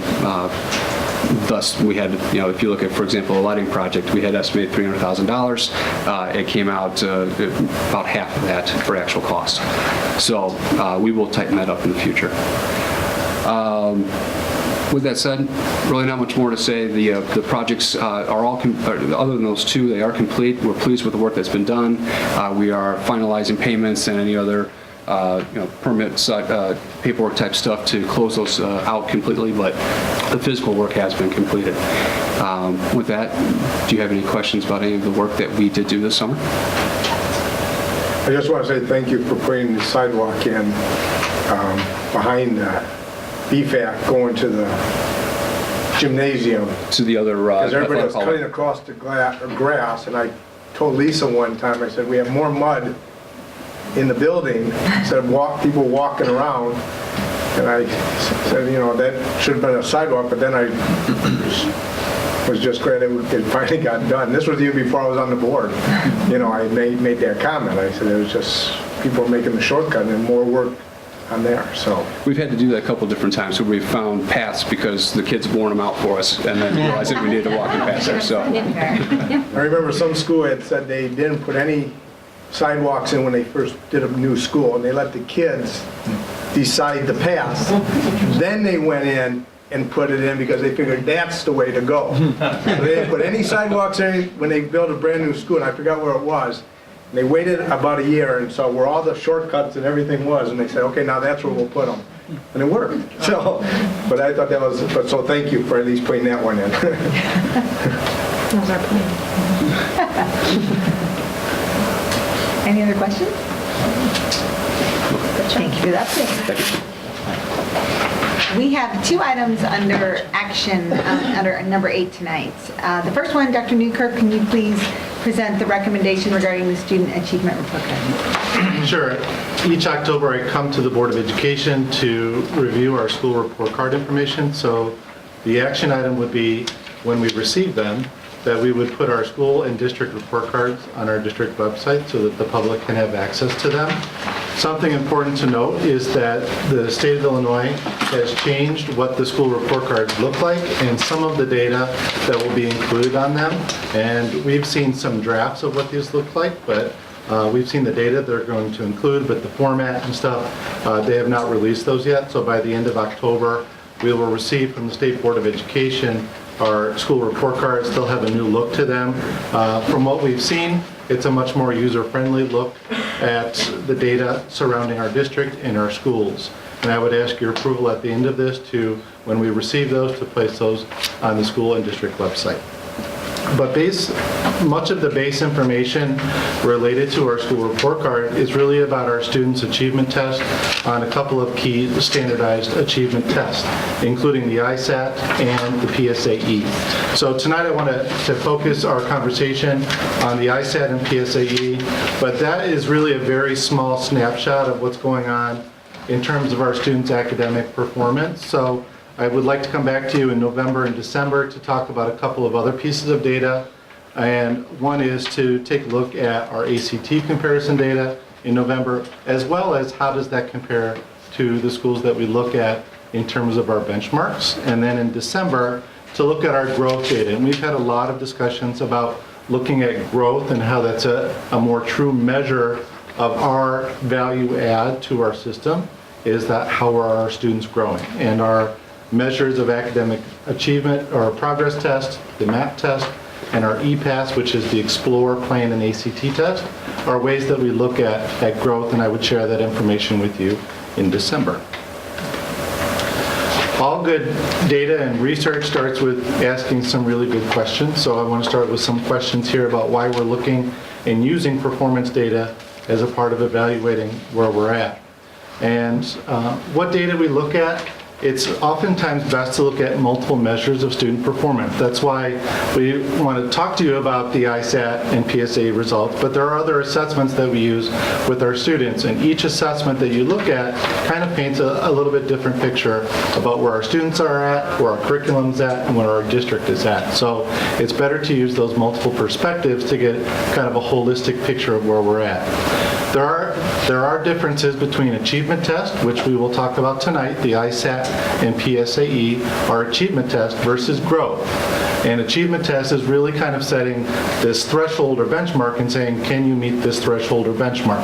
And that's your achievement test. And we've used achievement test for many, many years in education.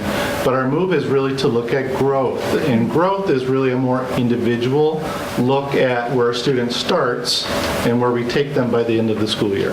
And to me, that's a more authentic measure of our performance, and what the district is doing is, are we getting our kids to grow? As we know, students start at different points. They need different things. We want to meet them where they're at. So how do we meet those needs and make sure that all of our students are growing? Another question that we ask ourselves when looking at the data is, how do we ask questions of the data to get different perspectives? And the same pieces of the same assessments that we use, in this case the ISAT and PSAE, looking at them in different ways helps us to get multiple perspectives about where we're at and where we can improve. So we can look at this data as really one point in time. Well, this is often called the autopsy. So all of this stuff has happened. It's already happened. We get the results and then we look at it afterwards. It's probably not the best way to do our business, is we want to be checking along the way. Those checkups are more important than the autopsy.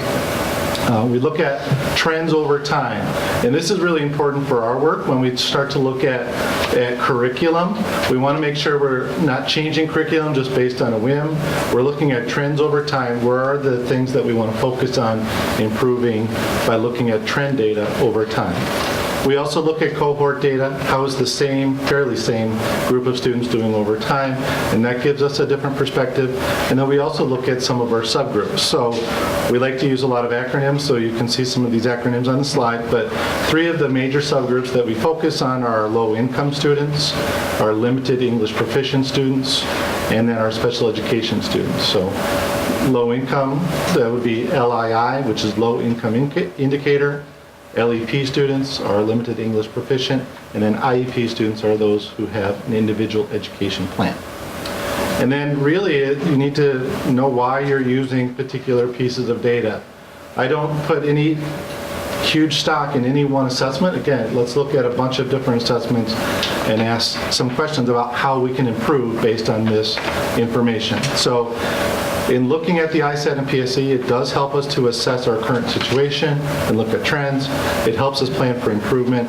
We do study these results, and we try and see what works. If some grade levels are getting better results, shouldn't we look to those grade levels and say, what are you doing to get these great results, and then replicate that in the rest of the district? There are 2 assessments that we are going to talk about today. One is the Illinois Standards Achievement Test. This is a reading, math, and science test that is given to our 3rd through 8th grade students. Science test is given in 4th and 7th grade only. One important factor to have when we talk about ISAT results this year is that the state of Illinois did change both the content of the test items, and the cut scores.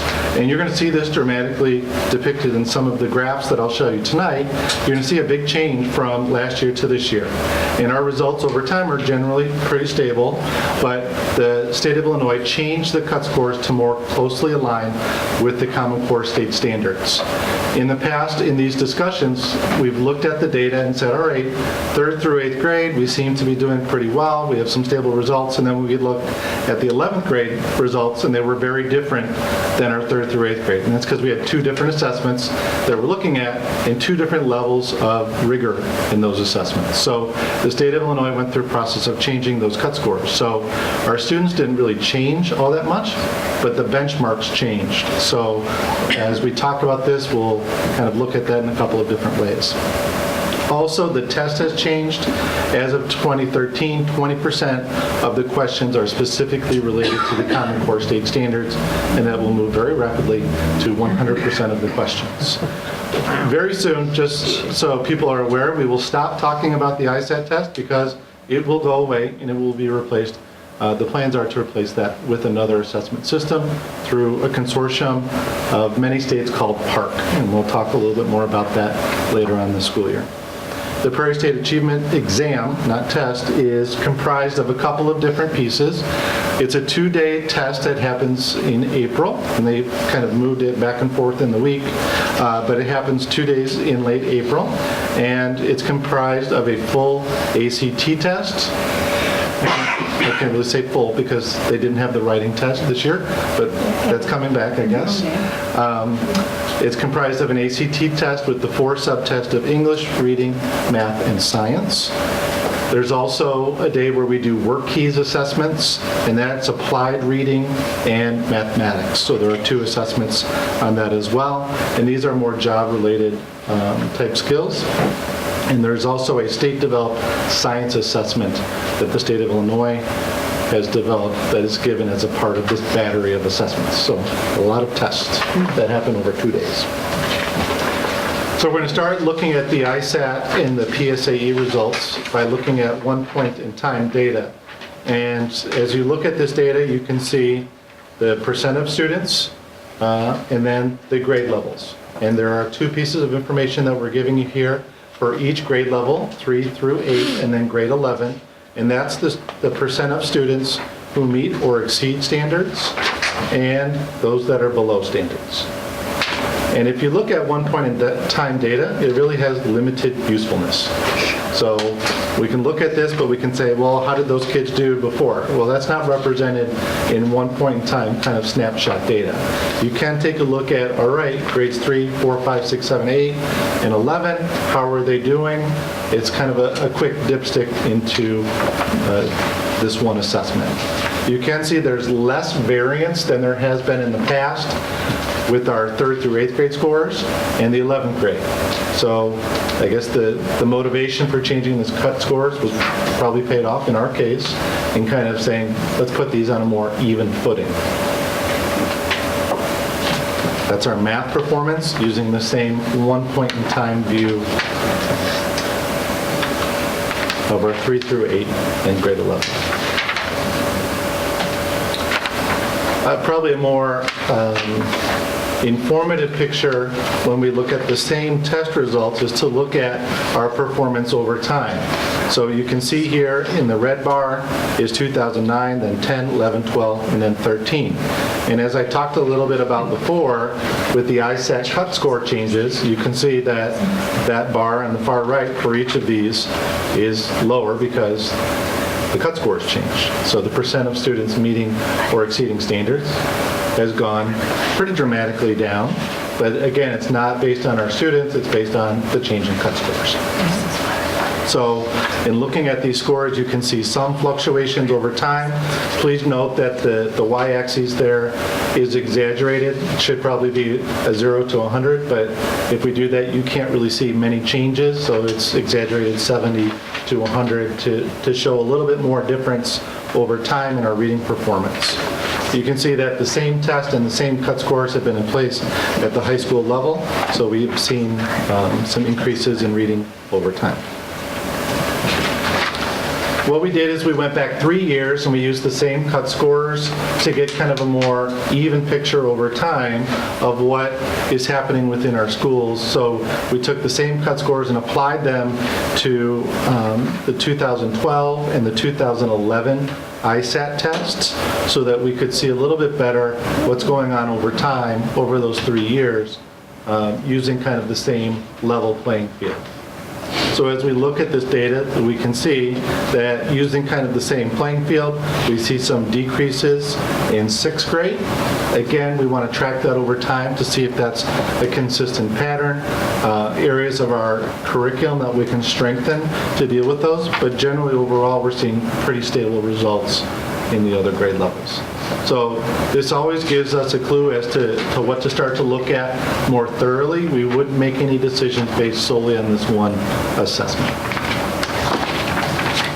And here's math performance over time. Again, you can see with the change in cut scores, it dramatically changes things here. And then probably the more informative picture is looking at this over time.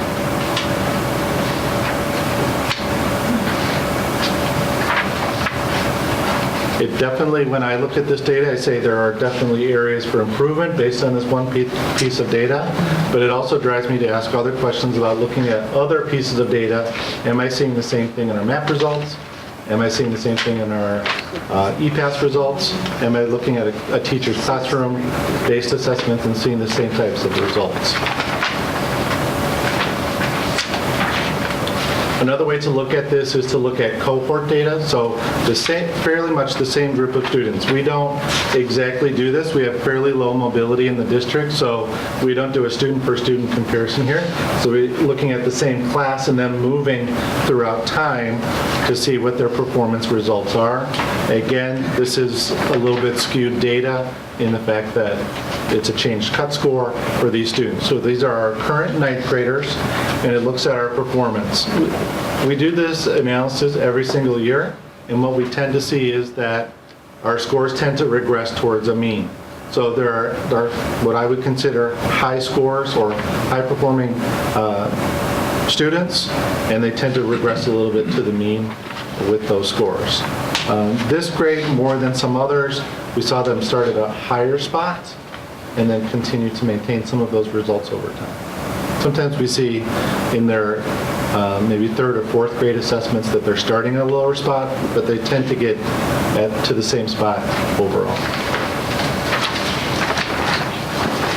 In looking at subgroup data, you can see here in grades 3, 4, 5, 6, 7, 8, and 11, then looking at our IEP, LEP, and LII students, and again, I apologize for all the acronyms that are thrown in there. When we look at this reading subgroup performance data, we can start to see some trends in our subgroups, and they do tend to perform lower than when we look at our overall students. So you saw some scores in the 70s, the mid 70s to 80s. We're not seeing that performance with these subgroups. There are various reasons for that, but really it's a call for us to better serve students in these three subgroups. Math, we see a little bit of the same picture with some highlights of some groups of special education students. Typically, when we look at this data, our low-income students tend to be our higher-performing subgroup. It was nice to see our IEP students being one of the higher-performing groups out of those three subgroups in the 5th grade, and very close in some of our other grades. So that's encouraging news. We look at school performance, and again, this is not to compare schools to school. Things are not equal here, but to look at schools within the district, the 6 elementary schools especially, and say how are these schools performing. It is some data that we use. It's hard to see because things are fairly tightly clustered on this screen in terms of what each school's reading performance is over time. Again, you can see that drop off due to the change in cut scores in 2013. Here's the adjusted cut scores over the 3 years, and I'll bring these in one at a time so you can see them a little bit better. So that's AGS, Grace McWayne reading performance, HC Storm, Hoover Wood School, JB Nelson, Louise White, and that's pretty much straight across, RMS. And again, the data chart is there for you to see. Sue, did you have? No, it's some went up, some went down. Right. In math, again, we see a fairly similar picture. AGS, Grace McWayne, Storm, Hoover Wood, JB Nelson, Louise White, and pretty much flat RMS. So at a district level, what we look at this data in terms of school performance and kind of comparing them is to say, where do we need to put our resources and support? So when we look at performance over time, this would be data that is very helpful for us As we've talked about, there are some strategies for teacher support and student support that we're really working hard on, including what Lisa talked about in terms of specialized programs for students. Where do we need to put those resources? So instructional coaches, our assistant principals are seen as a teacher support for us. So this is helpful data to target schools that, as Sue said, some are up, some are down. We want to make sure that the trend is always up for our schools. This is information that is a part of our school improvement process. So this is information that we share with our schools as a part of their planning process. So we have a data packet that is put together. Michelle Erickson does that for them. So that's their ISAT results are a part of that data package that goes to the school leadership team as they plan for school improvement. What they look for is their greatest area of need. A school may have multiple areas where they want to improve, but what we found is if we target those greatest area of need, they tend to have a positive impact on our results overall. They help us plan for improvement, and then they allow us to check and study our results along the way. In terms of district, I talked about Dr. Hitchens in her opening day address to the staff, talked about our 3 themes, and this data is very useful for those 3 themes. Where can we support staff better? How do we get that PLC process, which is so helpful to student results? And then how do we engage the community in working towards better results as well?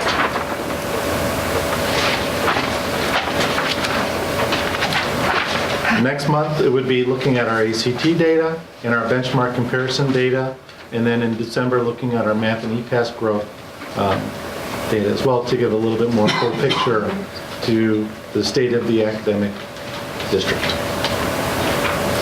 Thank you. Question? Yes, did anyone have any? Brad, how do you, I do. that's maybe a big calculated formula, how do you adjust those tests back to the cut scores to reflect that? How did you take, those would have been ISAT tests and you make them. Sure. And now, of course, 2013, it was what, 20% of the Common Core, and then we're going to move to 100%. So how do we really get an apple to orange comparison that makes sense? An apple to apple. Yeah. Right, an apple to apple. I know. It is an apple to oranges. I don't know if we'd ever get an apple to apples comparison. Right, and that, it will be a long time before we're really able to get pretty stable results like that. Again, this is, to me, it's about contextualizing the information, because what we did is we took each kid's raw score, and Michelle can talk a little bit more about this if you want. We took each kid's raw score that they had on the ISAT and then applied the new cut score to it to see if they were meeting or exceeding that standard. The changes in the test items, we didn't account for that variable. So it's an imprecise, but it's a better measure than looking at those graphs going down for this 1 year. It gives us a little bit clearer picture about student performance over time. Do we expect when it goes to 100% Common Core to see them drop even farther next year? We may, yes. And then the following year, it'll be a completely different assessment. So we're just in a very unstable in Illinois with our state testing, unstable area because you're not having great comparative data. That's the bottom line. So the park assessment, and we can talk more about this, it's a pretty interesting project that they're working on. Kind of scary for us because we don't know we know somewhat what these assessments will look like, but it's hard to have a real clear target unless we know what those assessments look like. We have some idea of what those assessments will look like. They've put out some sample items. We have several of our schools that will be piloting park assessment items this spring. So several of our elementary schools, our middle school and high school, will be piloting some park assessments. So we'll have a little bit clearer picture of what those assessments look like, but we will move to the park system. Is that something that we chose to do, or is that something that the State Board of Education asked us? The State Board of Education. They ask everybody, or did they just? Most schools have some sort of a pilot. Yes. Is there a good way to compare their MAP scores to their ISAT scores? I mean, is there something that we should be looking at as a parent? I'm asking that more as a parent than as a school board member, but is there something, and it kind of goes to the communication thing, that we should be sending out to the parents that explains how you look at those 2 different sets of tests? Because it seems like we get a lot of scores, and my particular kids are all over the board. Sometimes I think it depends on the day, but I just don't know if there's predictions. So there is a way, NWEA who does the MAP test has a prediction about if you have this MAP score, you're predicted to do this well on ISAT. It didn't adjust for the cut scores, but that there is a prediction within MAP that will tell us generally if a student is scoring in this MAP range, they're going to be in the exceeds category or the meets category of ISAT. There's also a prediction for ACT, so stretching all the way back to third grade, they can look at a student's third grade MAP score and say, based on your MAP scores, if you continue in the average, you would get this ACT score.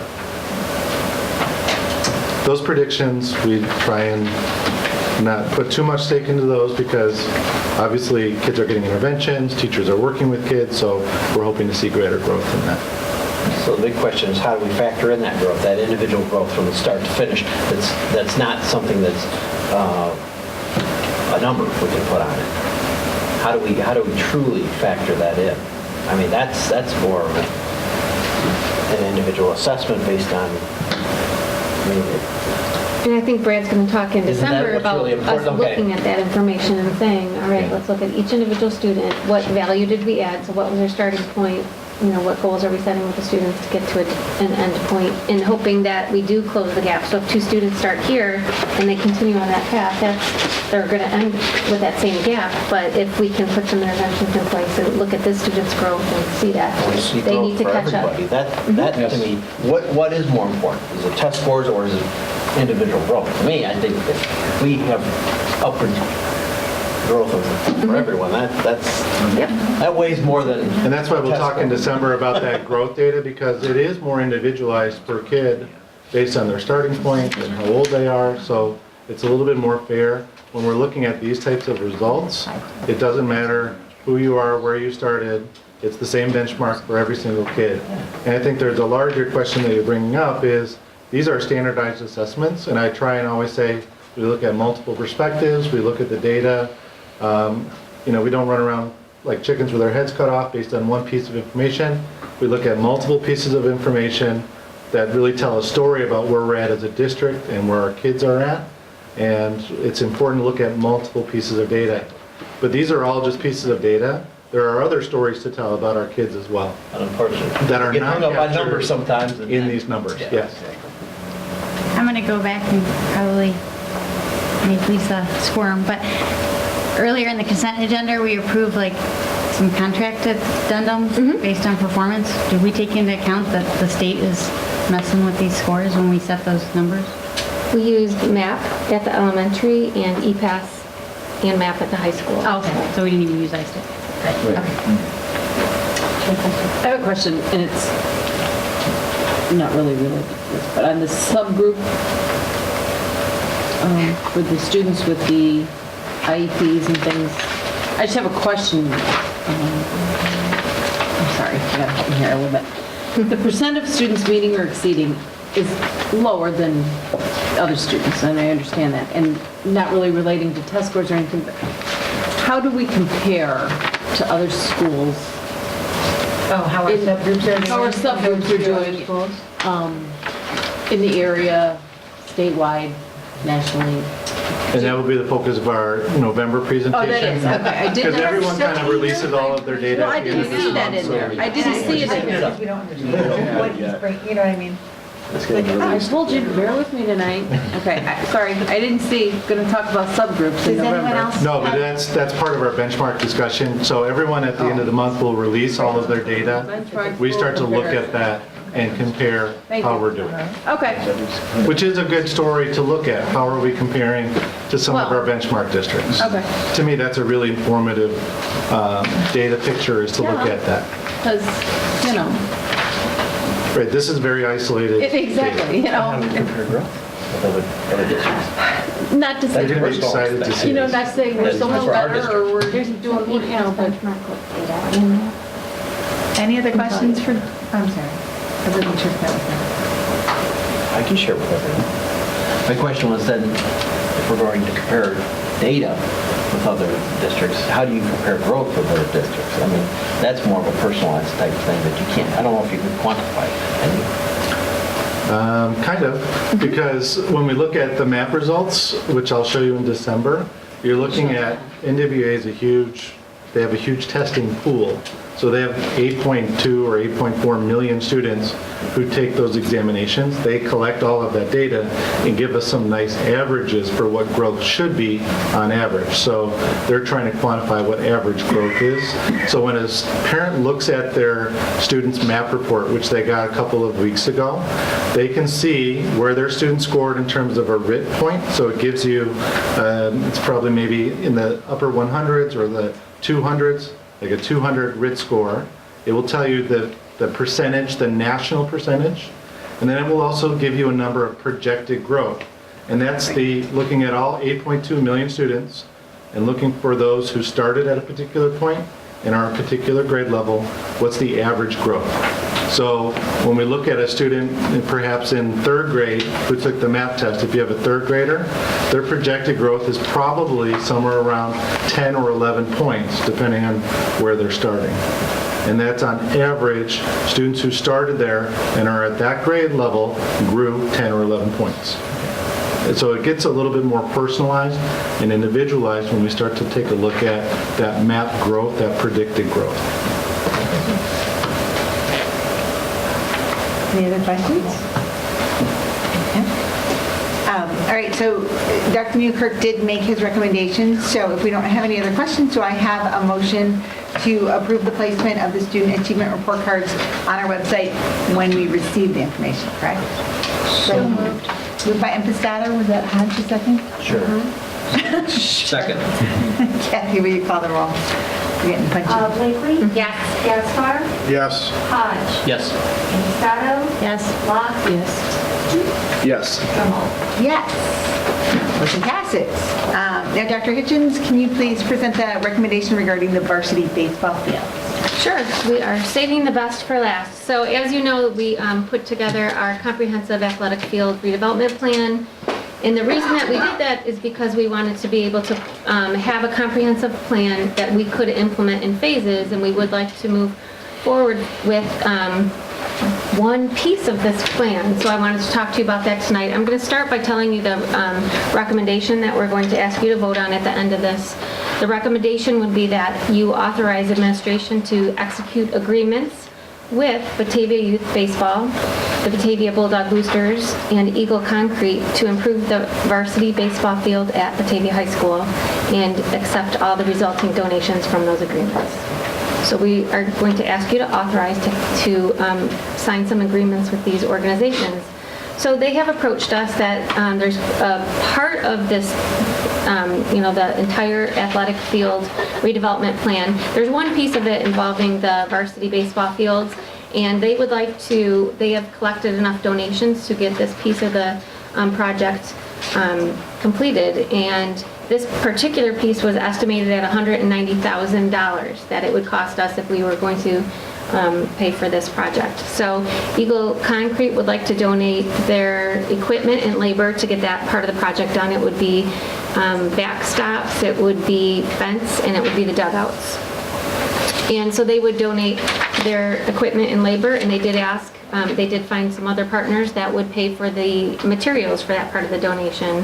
So you can see that Batavia Youth Baseball is willing to donate $23,000 this year, and then $3,000 a year for the next 5 years as well, for a grand total donation of $35,000. The Batavia Bulldog Boosters would be giving a grand total of $20,000, and Batavia baseball team fundraises every year, and they would donate their fundraising efforts to this part of the plan, and they would agree, or they promised that they would donate $20,000 over the next 5 years in their fundraising efforts. So grand total, this $190,000 would be at no cost to the district.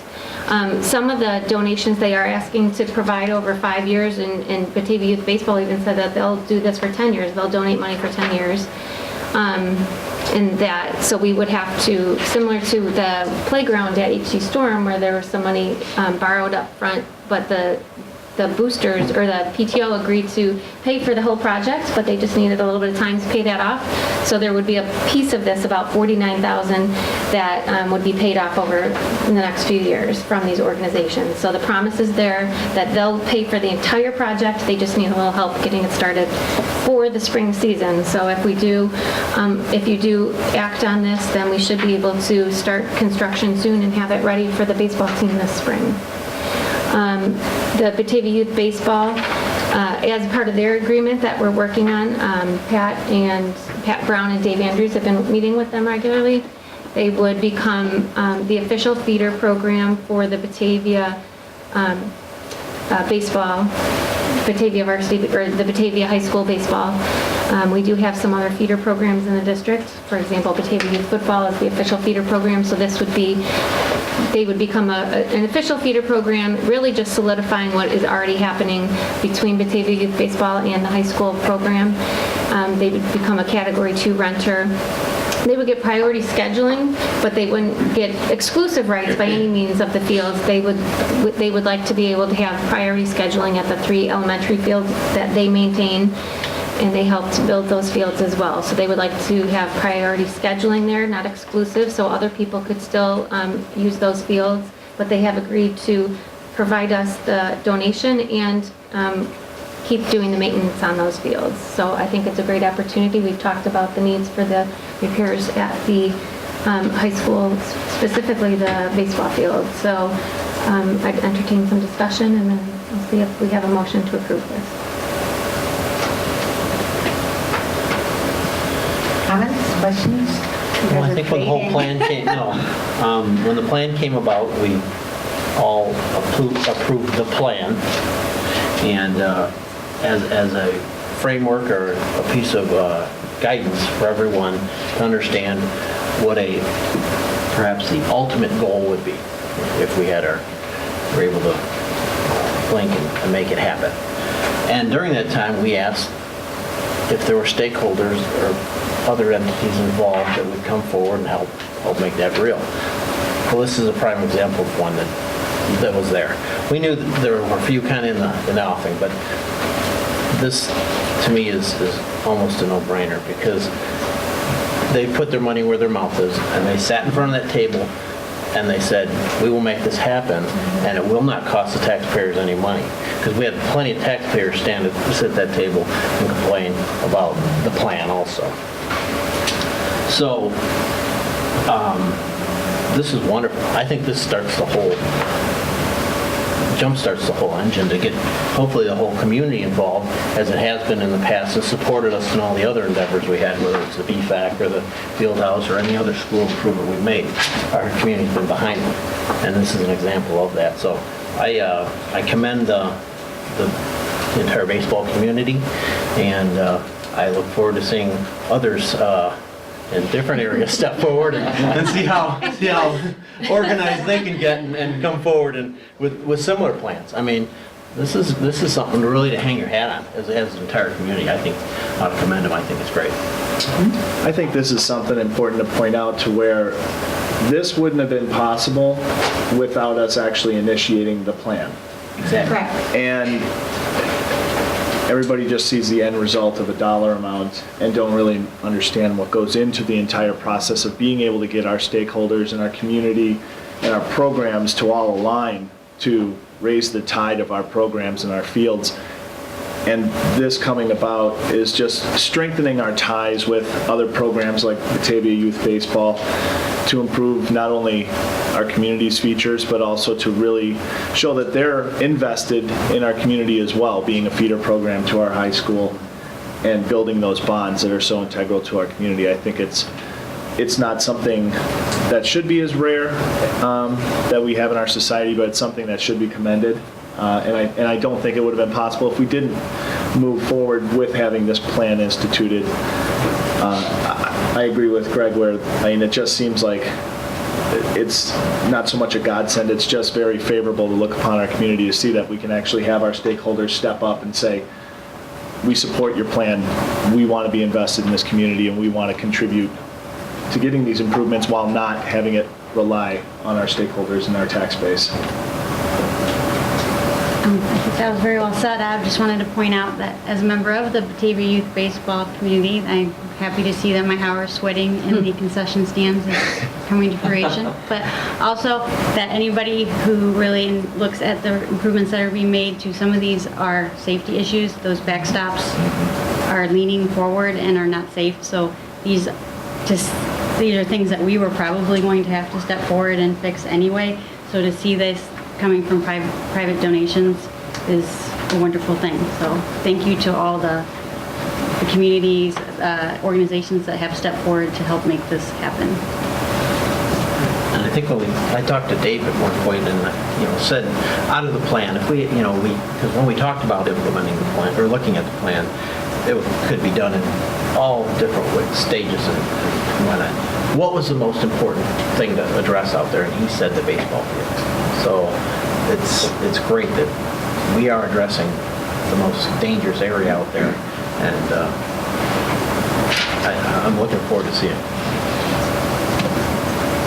Okay, great. Excellent. Any other questions or comments? I would just like to commend Eagle Concrete for donating a huge portion of this, because without them, I don't see it getting done. Because we sat here and said, we weren't going to use taxpayer money, and boy, they put their money where their mouth is. Thanks to them. So I would urge other businesses and corporations to think about doing the same. So thank you. All right. If there's no other questions, do I have a motion for the administration to move forward in signing these agreements and hammering out the details? So moved. Second. Moved by Stutes, second by Instato. Kathy, will you call the roll? Blakely? Yes. Gaspar? Yes. Hodge? Yes. Instato? Yes. Luck? Yes. Stutes? Yes. Dremel? Yes. Motion passes. That takes care of both of our business tonight, so we'll move on to comments. I'd like to invite our student ambassadors who have sat here so patiently through a very long meeting to share with us. All right, to start off, we're going to address our previous focus group, and here we talked about a bunch of things. One of them was what students thought of the new athletic field plan, by themselves. One of their concerns was they didn't understand why we're putting in 2 turf fields for football. Now granted, we didn't have that many football players in there, so we're missing some of those opinions, but we're going to try and work on that for next time. They were especially happy about the baseball fields and the softball fields in Pacific. They're not going to be gravel anymore for the girls. They're very excited they're not going to be sliding in on that anymore. We talked about the trees, and how they were planted for a reason. And kind of to our surprise, most students said that they agree that they're more than just trees, and that they don't necessarily have to be kept there, but maybe moved. That it wasn't necessarily the trees that are that important, but the memories of the people they were dedicated to. And last but not least, no one seems to be too upset with getting rid of the pond. I don't see why he would be. But maybe, they came up with the idea that some sort of nature area similar to the one that we have currently at Louise White, maybe kind of an outdoor, learning area that students can go to. Other things we talked about at our focus group, it was about an hour, we mentioned the new math remediation policy, and it was pretty much unanimous that everybody liked the policy. But that was really great, especially since it's hard coming in for math. Sometimes it's a hit or miss. I know Dr. Hitchens would maybe attest to that. And then we talked about ideas for classes and clubs. One of the things was more gym options, especially for music kids. We had a lot of music kids, so it was a lot of oriented around that. And then foreign language classes, like American Foreign Language, or American Sign Language, and Chinese and German. And I know we talked last board meeting about online, the blended learning and the online classes. So students were really interested in maybe looking at something like that for foreign language. And then also more music classes. One of the better ideas I thought was a musical collaboration class, getting students together where they can do independent study and collaborate and create music together. And our next focus group meeting is actually going to be on Thursday. It's going to be on the music seasons, and so we're hoping to get a lot of feedback because I know we've had a lot of parents talk, but we want to get a student's perspective on that. And we're trying to do focus groups about once a month to 6 weeks. So if you guys have stuff that you would like us to discuss, we don't have anything planned for November or December yet, but we love ideas. Now with the standard school sports achievement update, football is the undisputed conference champions this year. That makes 3 years in a row. It's the first time in school history. And across the board, sports are doing really well. Soccer, cross country, and tennis are all second place in their conferences this year. And our marching band took second in their class and fourth overall in their competition this weekend. And boys soccer has just won their regional semifinal. As of like 10 minutes ago. Yeah. This is good, just making me Twitter updates. Good communication. So starting today, NHS is hosting a food drive. The food pantry really needs items going into the holiday season, and I'm actually kind of helping, being in charge of that, so I'm really excited. So we're doing that from the 22nd to the 29th during the first block. And if your class gets 75 cans, your teacher is encouraged to dress up on Halloween. And the top 2 classes get a donut party. So it's a pretty good incentive. Volleyball won both of their games tonight for Volley for the Cure against Elgin High School. So great job. And then tennis has had a really amazing season. Singles player Nora McClure and doubles teams Jenny Mizikar, Amelia Kogan, and then Brooke Lefevre and Sydney Unterberg are advancing to the state tennis tournament. And I don't know if we've ever had that many girls at the state meet for tennis. It's been a really awesome year for them. So congrats. And last but certainly not least, Shrek the Musical is going to the Batavia Fine Arts Center November 14th through 17th. I don't know if I'll be going to see that. I'm definitely interested to see how they pull it off. You should have come. I heard it's amazing. So that's all our comments. Thank you. I will keep my comments brief. I did want to talk about the community. I thought it was interesting, this meeting specifically. We had examples of the schools giving back to the community when we saw, the obvious, we educate the students, but we also saw, Mr. Buckley talking about developing these leaders and the community service that the dance team talked about. And Megan talked a little bit about some community service at the high school as well. So the schools giving back to the community, and then we have the community giving to the schools. The Louise White PTO talked about all of their fundraising efforts, and then of course the athletic fields. And finally, my last comment, if I could turn it over to the audience, it is Principals Appreciation Week, so if I could have those principals stand up, and we can thank them.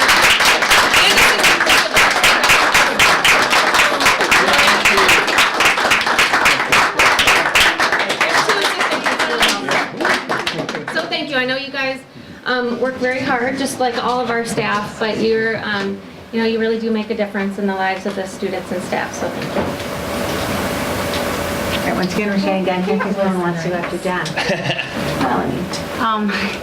I'd like to, if I don't know if we can get a hold of the dance team's PowerPoint that they had intended to show, but I would love to see it. Okay. I look forward to that because I know somebody put some time and effort into that, so I'd like to see it. I'd also like to tell the student ambassadors that you're lucky. I don't have a committee, so I'm going to be joining you.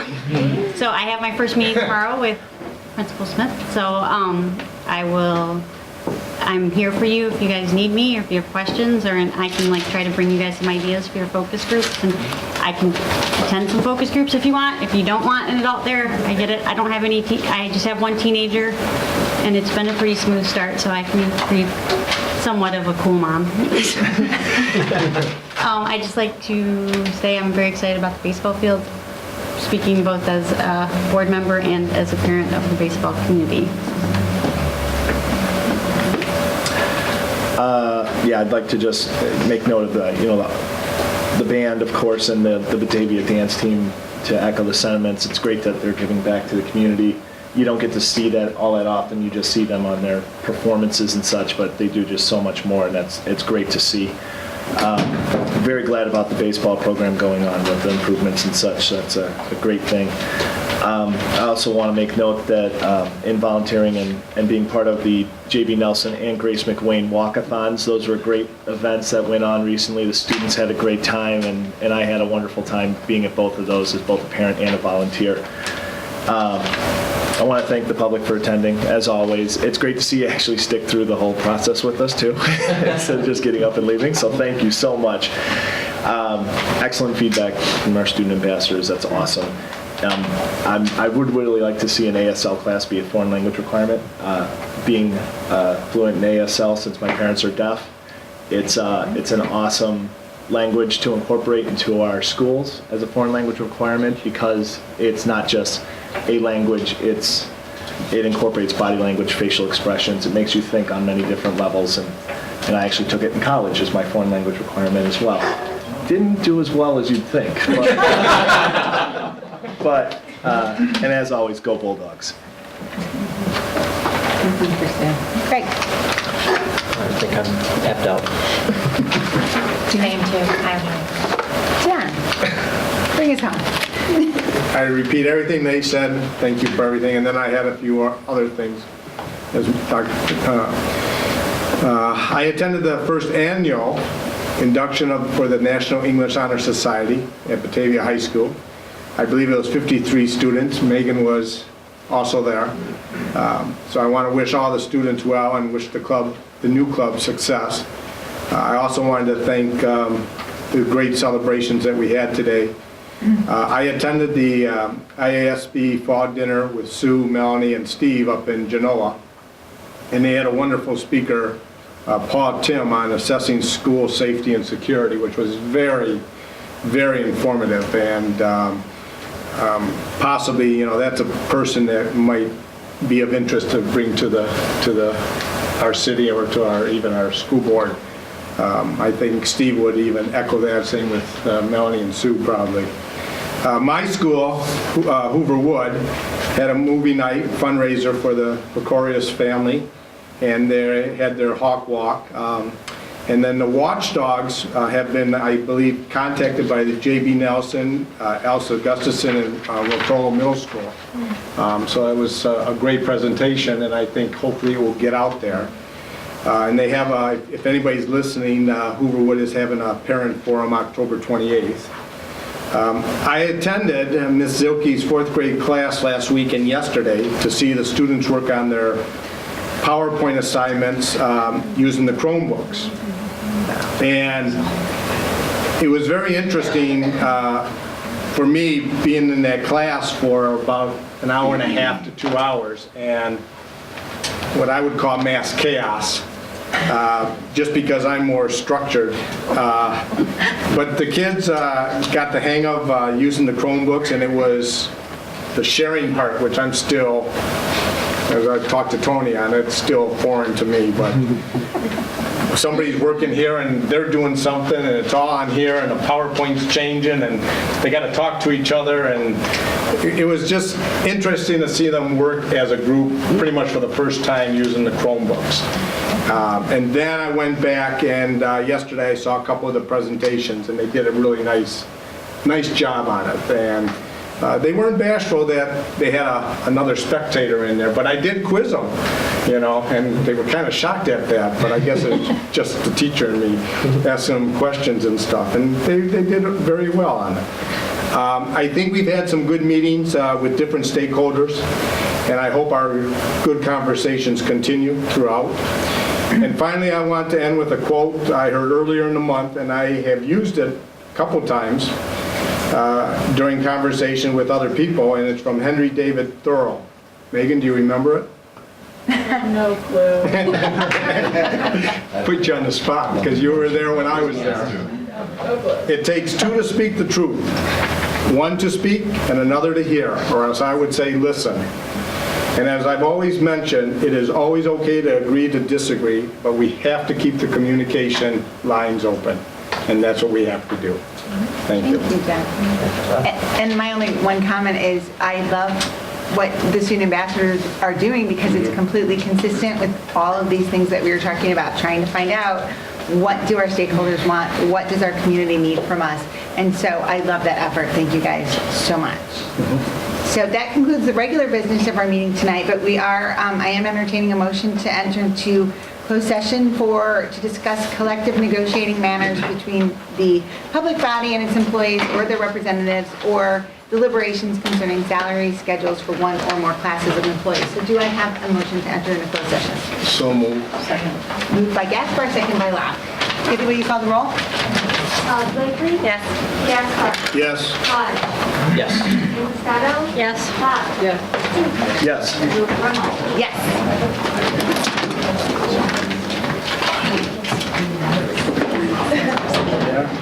Lisa, you're going to the recovery. Yeah. Yeah, right.